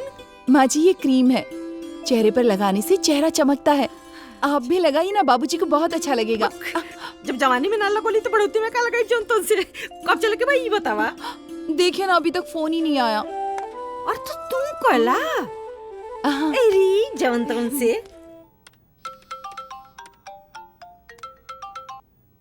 हेलो। हाँ कब आएंगे आप? अरे निकले ही रही है तले को नया फाइल मिल गया, बस जल्दी कंप्लीट करके हम निकला था नहीं। तो फिर भी कब तक आएंगे? जल्दी आवे की कोशिश करते नहीं ठीक बा? बोला जल्दी आने की कोशिश करता हूँ। अरे तो उतय होई ना, काम आगल होई। चला ठीक बा। हैं?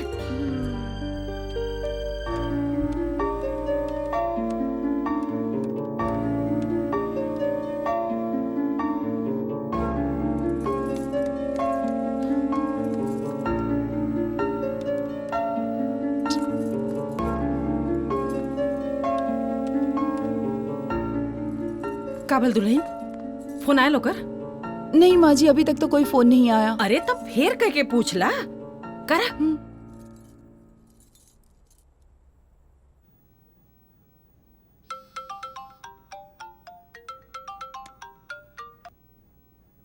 हेलो। निकले के नहीं? अभी तक तो ऑफिस में बानी। कब तक आएंगे? जल्दी आवे की कोशिश करते नहीं। फिर से वही बात, कोशिश करता हूँ जल्दी आने की। जौन तौन से काम आगल हुई, मत परेशान हुआ। हाँ आ जाई।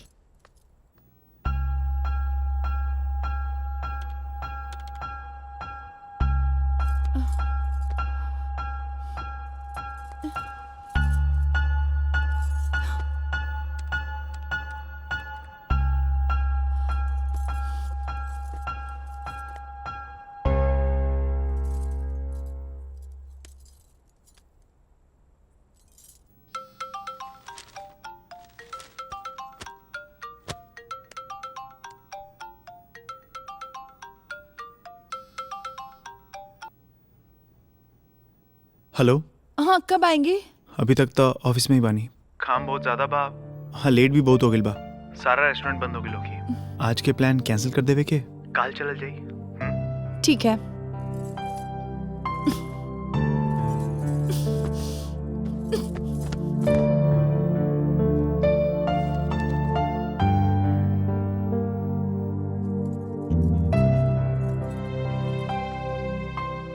का भइल दुल्हन, कैसन मरुआ गई लो? प्लान कैंसिल माँ जी। अच्छा हाई बतावा तो तब से आदमी रची रची के सजल धजल और वो कहता कैंसिल। यही सब तो अच्छा नहीं लगता है माँ जी। अरे एकदम अपने बाप लेखा भइल जाता जनता उनसे। आज ओकरा से बोली हाँ मत, या कदम मत बोली। ठीक है माँ जी। गधा कहेगा। आने दीजिए उनको।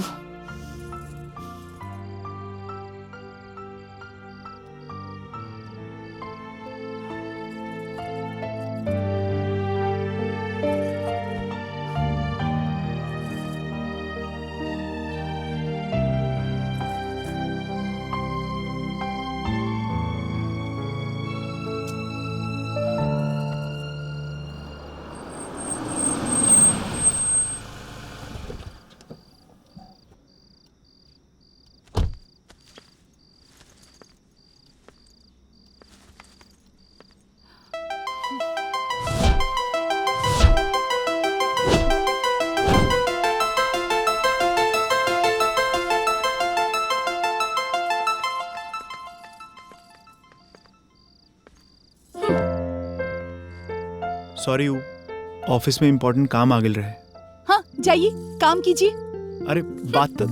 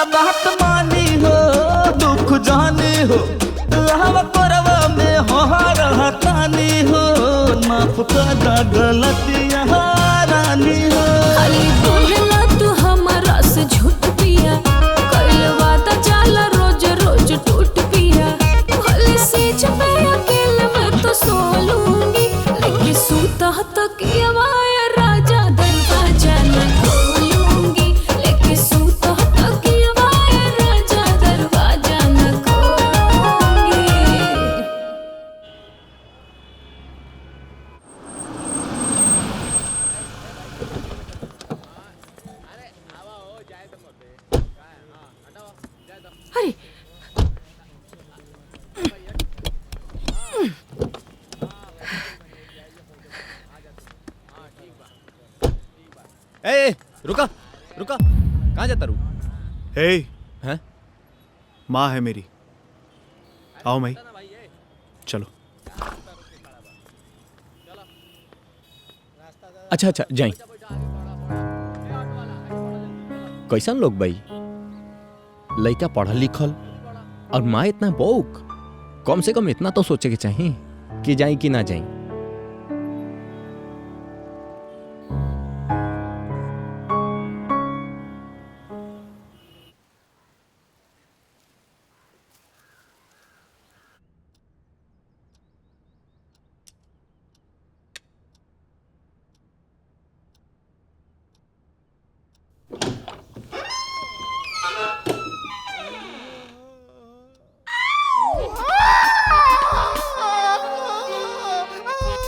अरे बाप रे, भूत भूत भूत भूत भूत, अरे बाप रे बाप, ए बेटा, ए बाबू। हाँ? अरे क्या हुआ? का भइल? क्या हुआ बाबूजी? गुसलखाना भूत बा।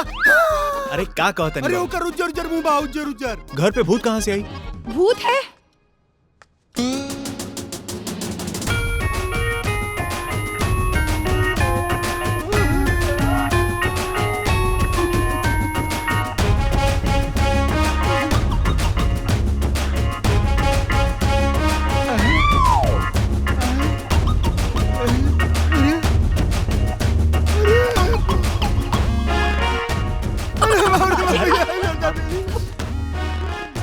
बाबूजी माई है। माँ जी आप? सोचने के हम मुंह चमकाने जानता हूँ, लोग बहुत ना समझे। माई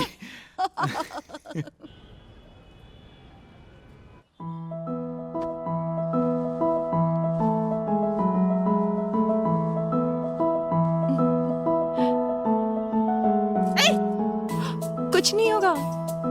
मैम प्लीज इस तरफ घूम जाइए, प्लीज मैम प्लीज, कुछ नहीं होगा।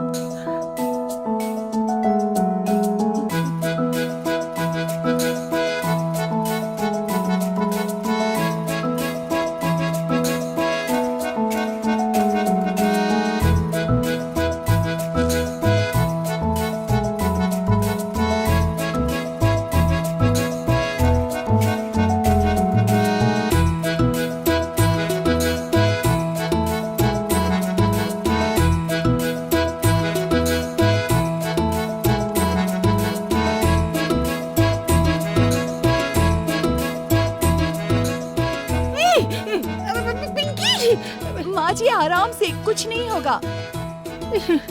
चक्कू छुरा कैंची कुल्ले के मुंह पर तोड़ तो नहीं था।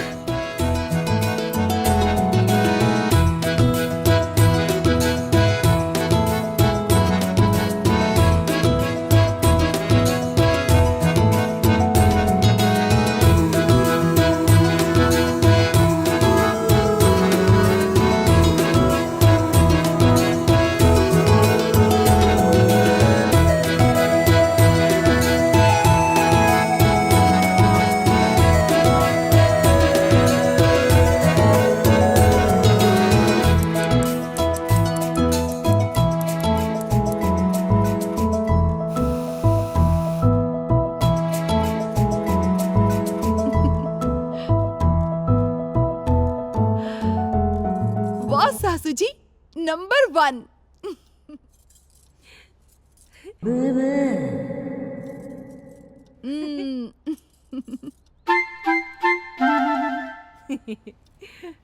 करे अरे वाह माई, ते तो एकदम ही बदल गई बड़ी सी।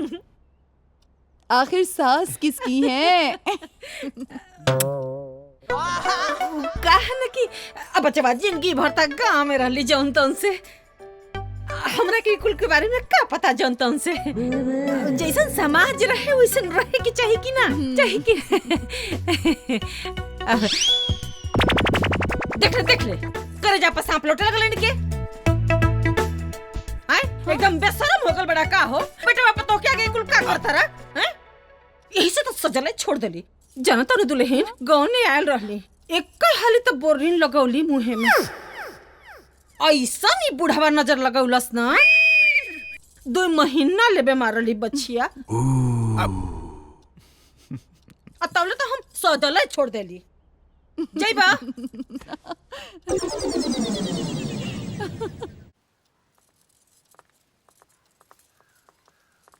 आवत चला। हाँ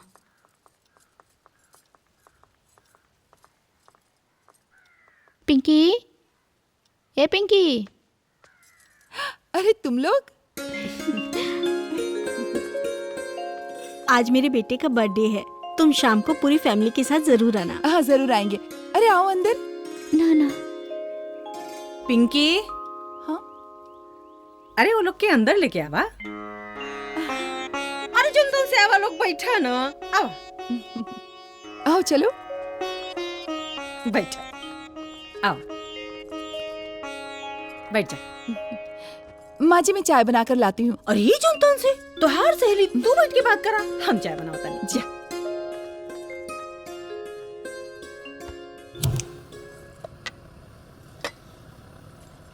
आप लोग 2-3 दिन से दिखे नहीं, कहाँ थे आप लोग? शादी में गई थी। अच्छा चिनिया कहाँ धैले हैं?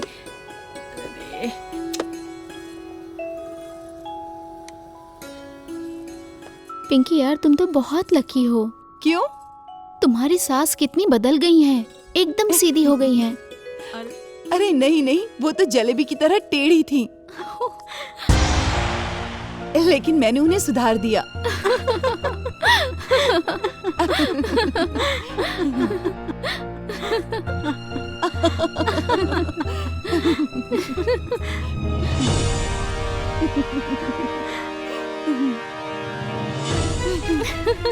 अरे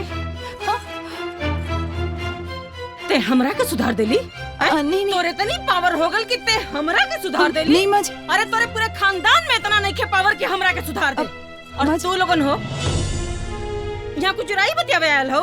हैं? हमार सास तो हर सास निकला लोगन जोन तो से नहीं को कपाल पर वहाँ छोड़म ना तो लोगन के भगा यहाँ से जा। का भाई लोग? अरे होई कहतिया कि हमारा के ही सुधार देला। माँ जी गलती से मुंह से निकल गया माँ जी। अरे ना रे ताता, तोहरा मन का भावना हमरा सब समझ में आ गई। गोपाल के फोन लगाई फोन गोपाल के। लगाई ना जी, लगाई फोन।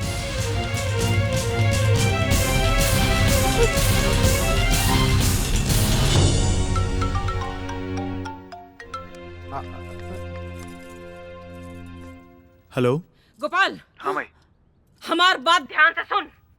हमार काल टिकट तू कराओ ट्रेन का। तोरे मेहरारू के संगे हमके एक सेकंड नहीं रह के।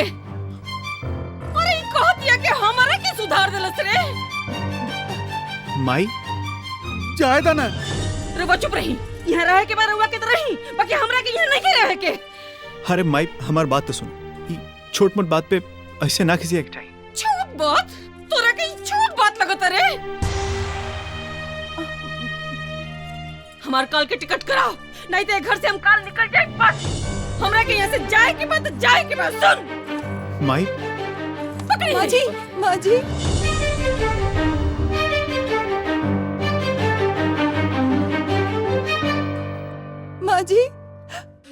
माँ जी माफ कर दीजिए, मुझे माफ कर दीजिए माँ जी। अब गलती नहीं होगी, मुझे माफ कर दीजिए। है माई, जाए दे, माफ कर देंगे। चुप, एकदम चुप। ओकर पक्ष तो लिए मत, नहीं तो हमरा से बुरा क्यों ना हुई। अरे ये हमरा के सुधारी, ये हमार सास बनतिया। ए जन्म में ये हमार सास बनी। कह दिया कि हम सुधार देनी, ये हमरा के सुधारी रे। एकरा के लाज शर्म नहीं आवत।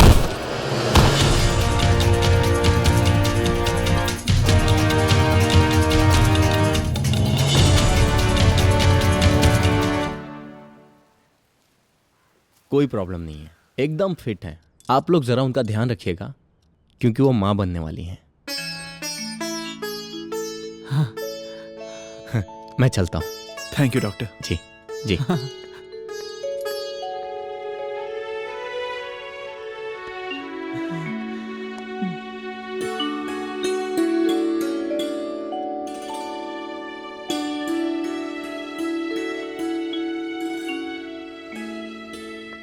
माई माफ करते हूँ रखे,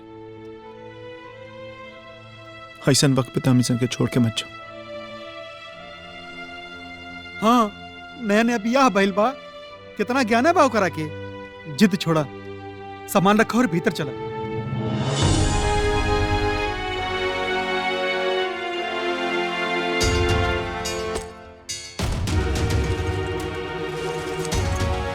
माई माँ जी,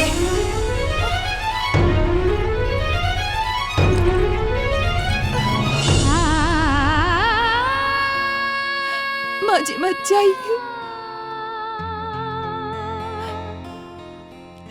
मत जाइए माँ जी।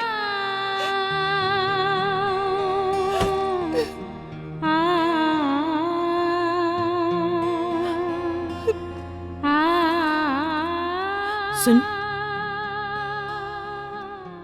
ते जी चाहे मर, हमरा के कोनो फर्क नहीं। मत बुझे कि जौन तौन से हम तोरा खाते रुकता नहीं।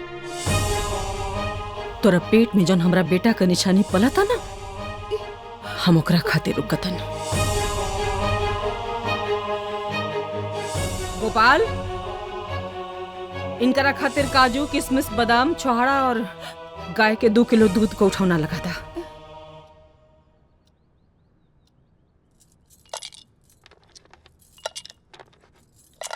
काजू काजू आए काजू। अरे डालतानी, कूल डालतानी, काहे पगला जातानी। लेकिन एक बात सुन ली कान खोल के, हम कुल जौन करतानी ना, अपना खानदान के चिराग खातिर करतानी। वही के इंतजार में जौन कुछ भी करवा ले रहे सबे, बाकी ओकरा बात इनके बाहर के फेंकब।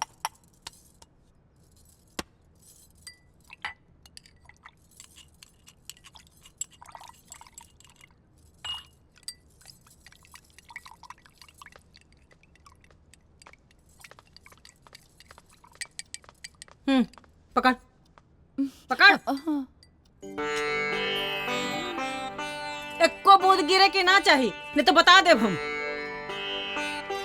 एक बार बच्चा हो जाओ, ओकर बाद मरा चाहे जिया, हमरा के कुछ लेवा देवे के नहीं खेई। हाँ अरे ठीक ढंग से बोला। ठीक है, ढंग से बोला तानी। और रुआ ढेर पुटर पुटर मत करी, नहीं तो रुआ को उपाय लगा दे, बता देता नहीं। पी।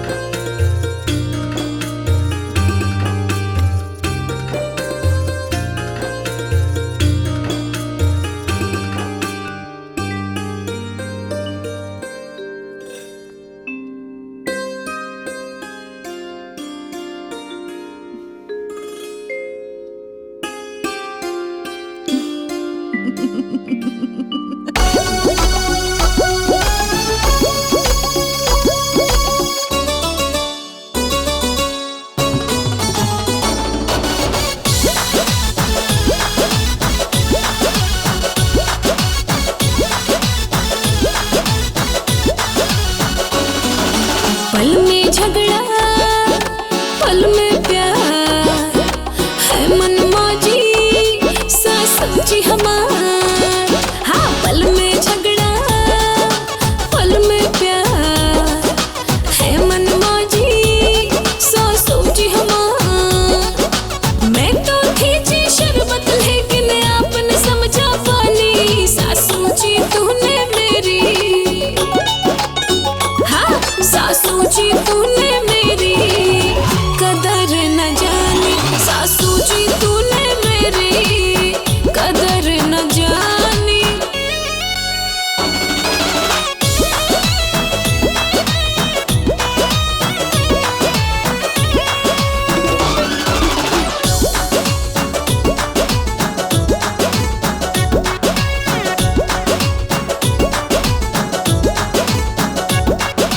तरमस तरमस हरदम चलता रहता आपका, अजी हरदम आपका।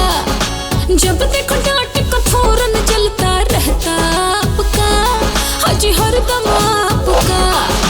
ईगो का बैलून जो भड़का, गुस्से में भी प्यार का तड़का। कभी न कम होती है इनकी मीठी यानी वाली सासू जी। सासू जी तूने मेरी कदर न जानी, सासू जी तूने मेरी कदर न जानी।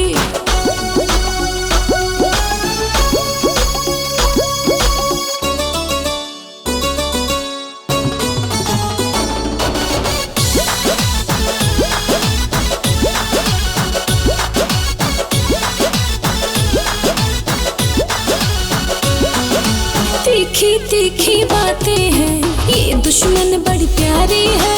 मुझ पे धौंस जमाने की इनकी बड़ी तैयारी है। क्यों जी गाली देती है, बहू भी आपकी बेटी है।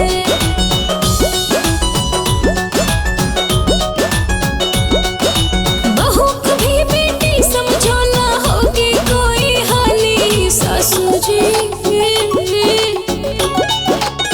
हाँ सासू जी तूने मेरी कदर न जानी, सासू जी तूने मेरी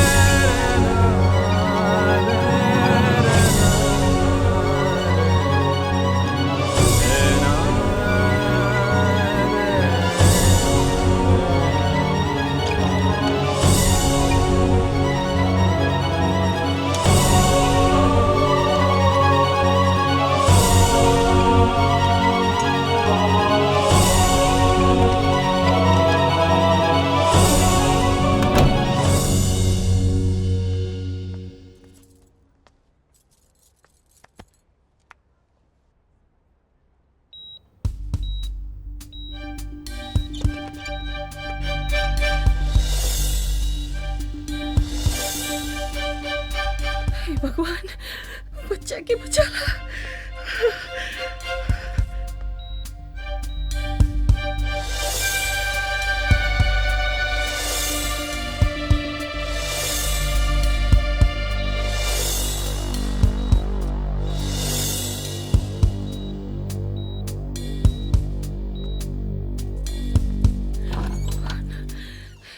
एक्सक्यूज मी, ठीक हो जाए सब अच्छा। पेशेंट की हालत क्रिटिकल है।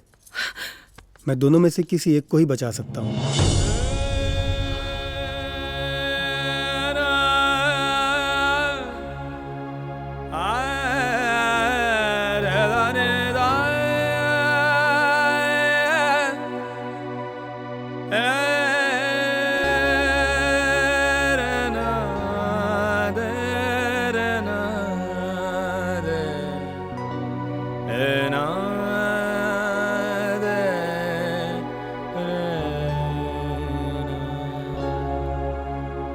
अरे आप लोग जल्दी डिसीजन लीजिए।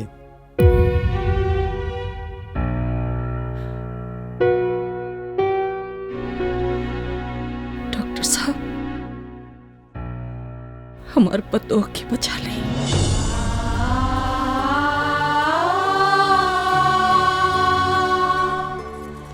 हमरा पतोह के बचा ली, ओकरा के बचा ली, ओकरा के बचा ली। डॉक्टर साहब हाथ जोड़त ही बचा ली। जाइए। ठीक है।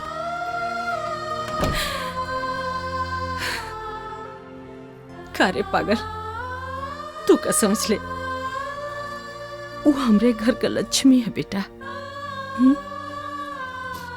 और हम भले पद में सास ही जी, लेकिन हमरो अंदर तो एक ठे माँ का दिल है।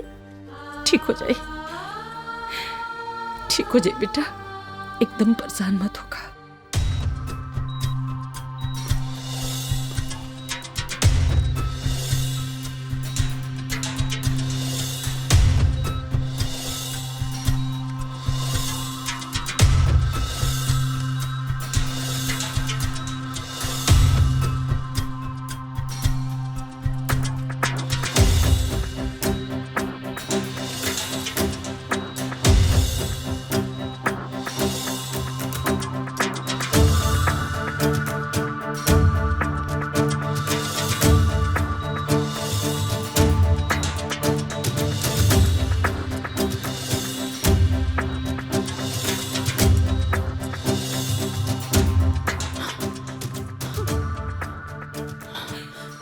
पिंकी,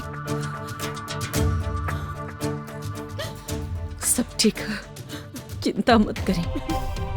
बिटिया ठीक बा, ऑपरेशन चलता, परेशान मत हुई, सब ठीक हो जाएगा।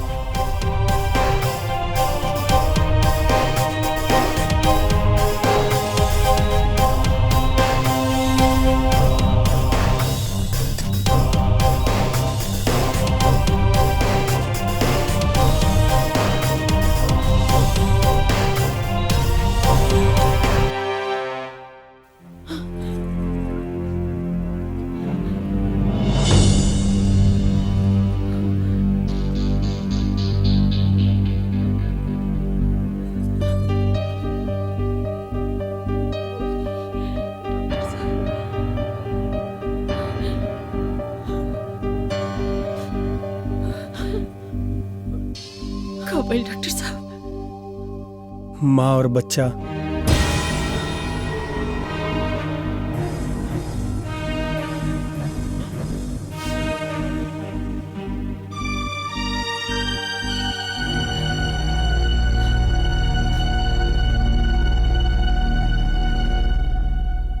दोनों सलामत है।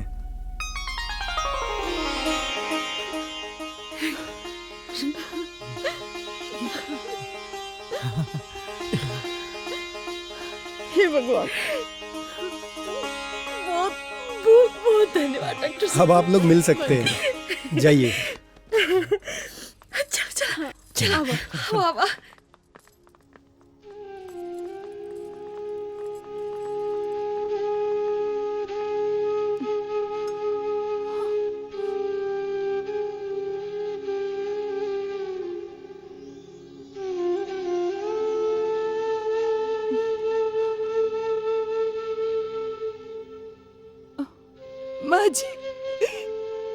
मैंने आपके घर का चिराग दिया है, अब तो आप मेरी कद्र करेंगी ना?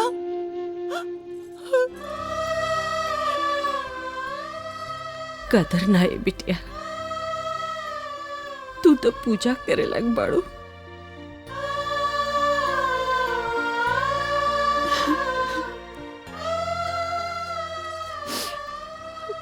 जौन होगा भुला जा।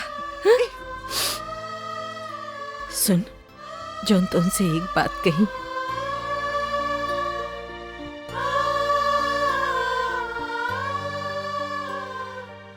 तो सही में अपने सास के सुधारते ले।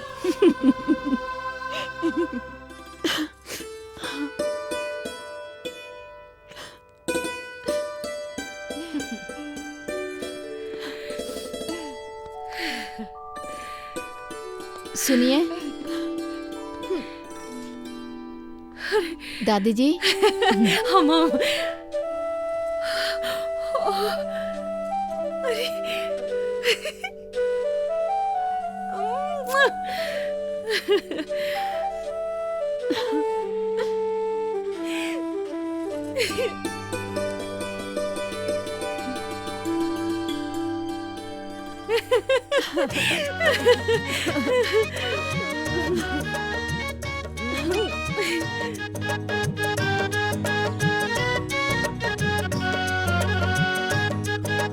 लो लो लो लो लो लो। अच्छा एगो बात बतावा, ये चिकुआ हिंदी बोली कि भोजपुरी? ई तो पूरा भोजपुरी बोली जी।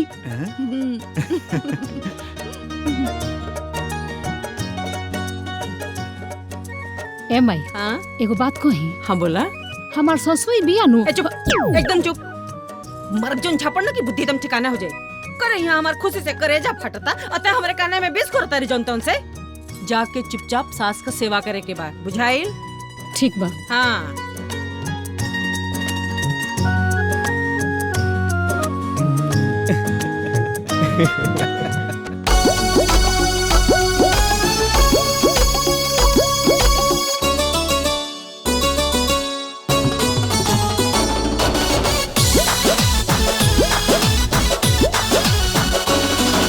पल में झगड़ा, पल में प्यार है मन मौजी सास जी हमार।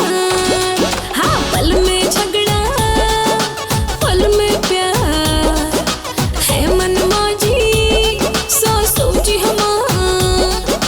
मैं तो थी जी शरबत लेकिन आपने समझा पानी सासू जी तूने मेरी। हाँ सासू जी तूने मेरी कदर न जानी, सासू जी तूने मेरी कदर न जानी।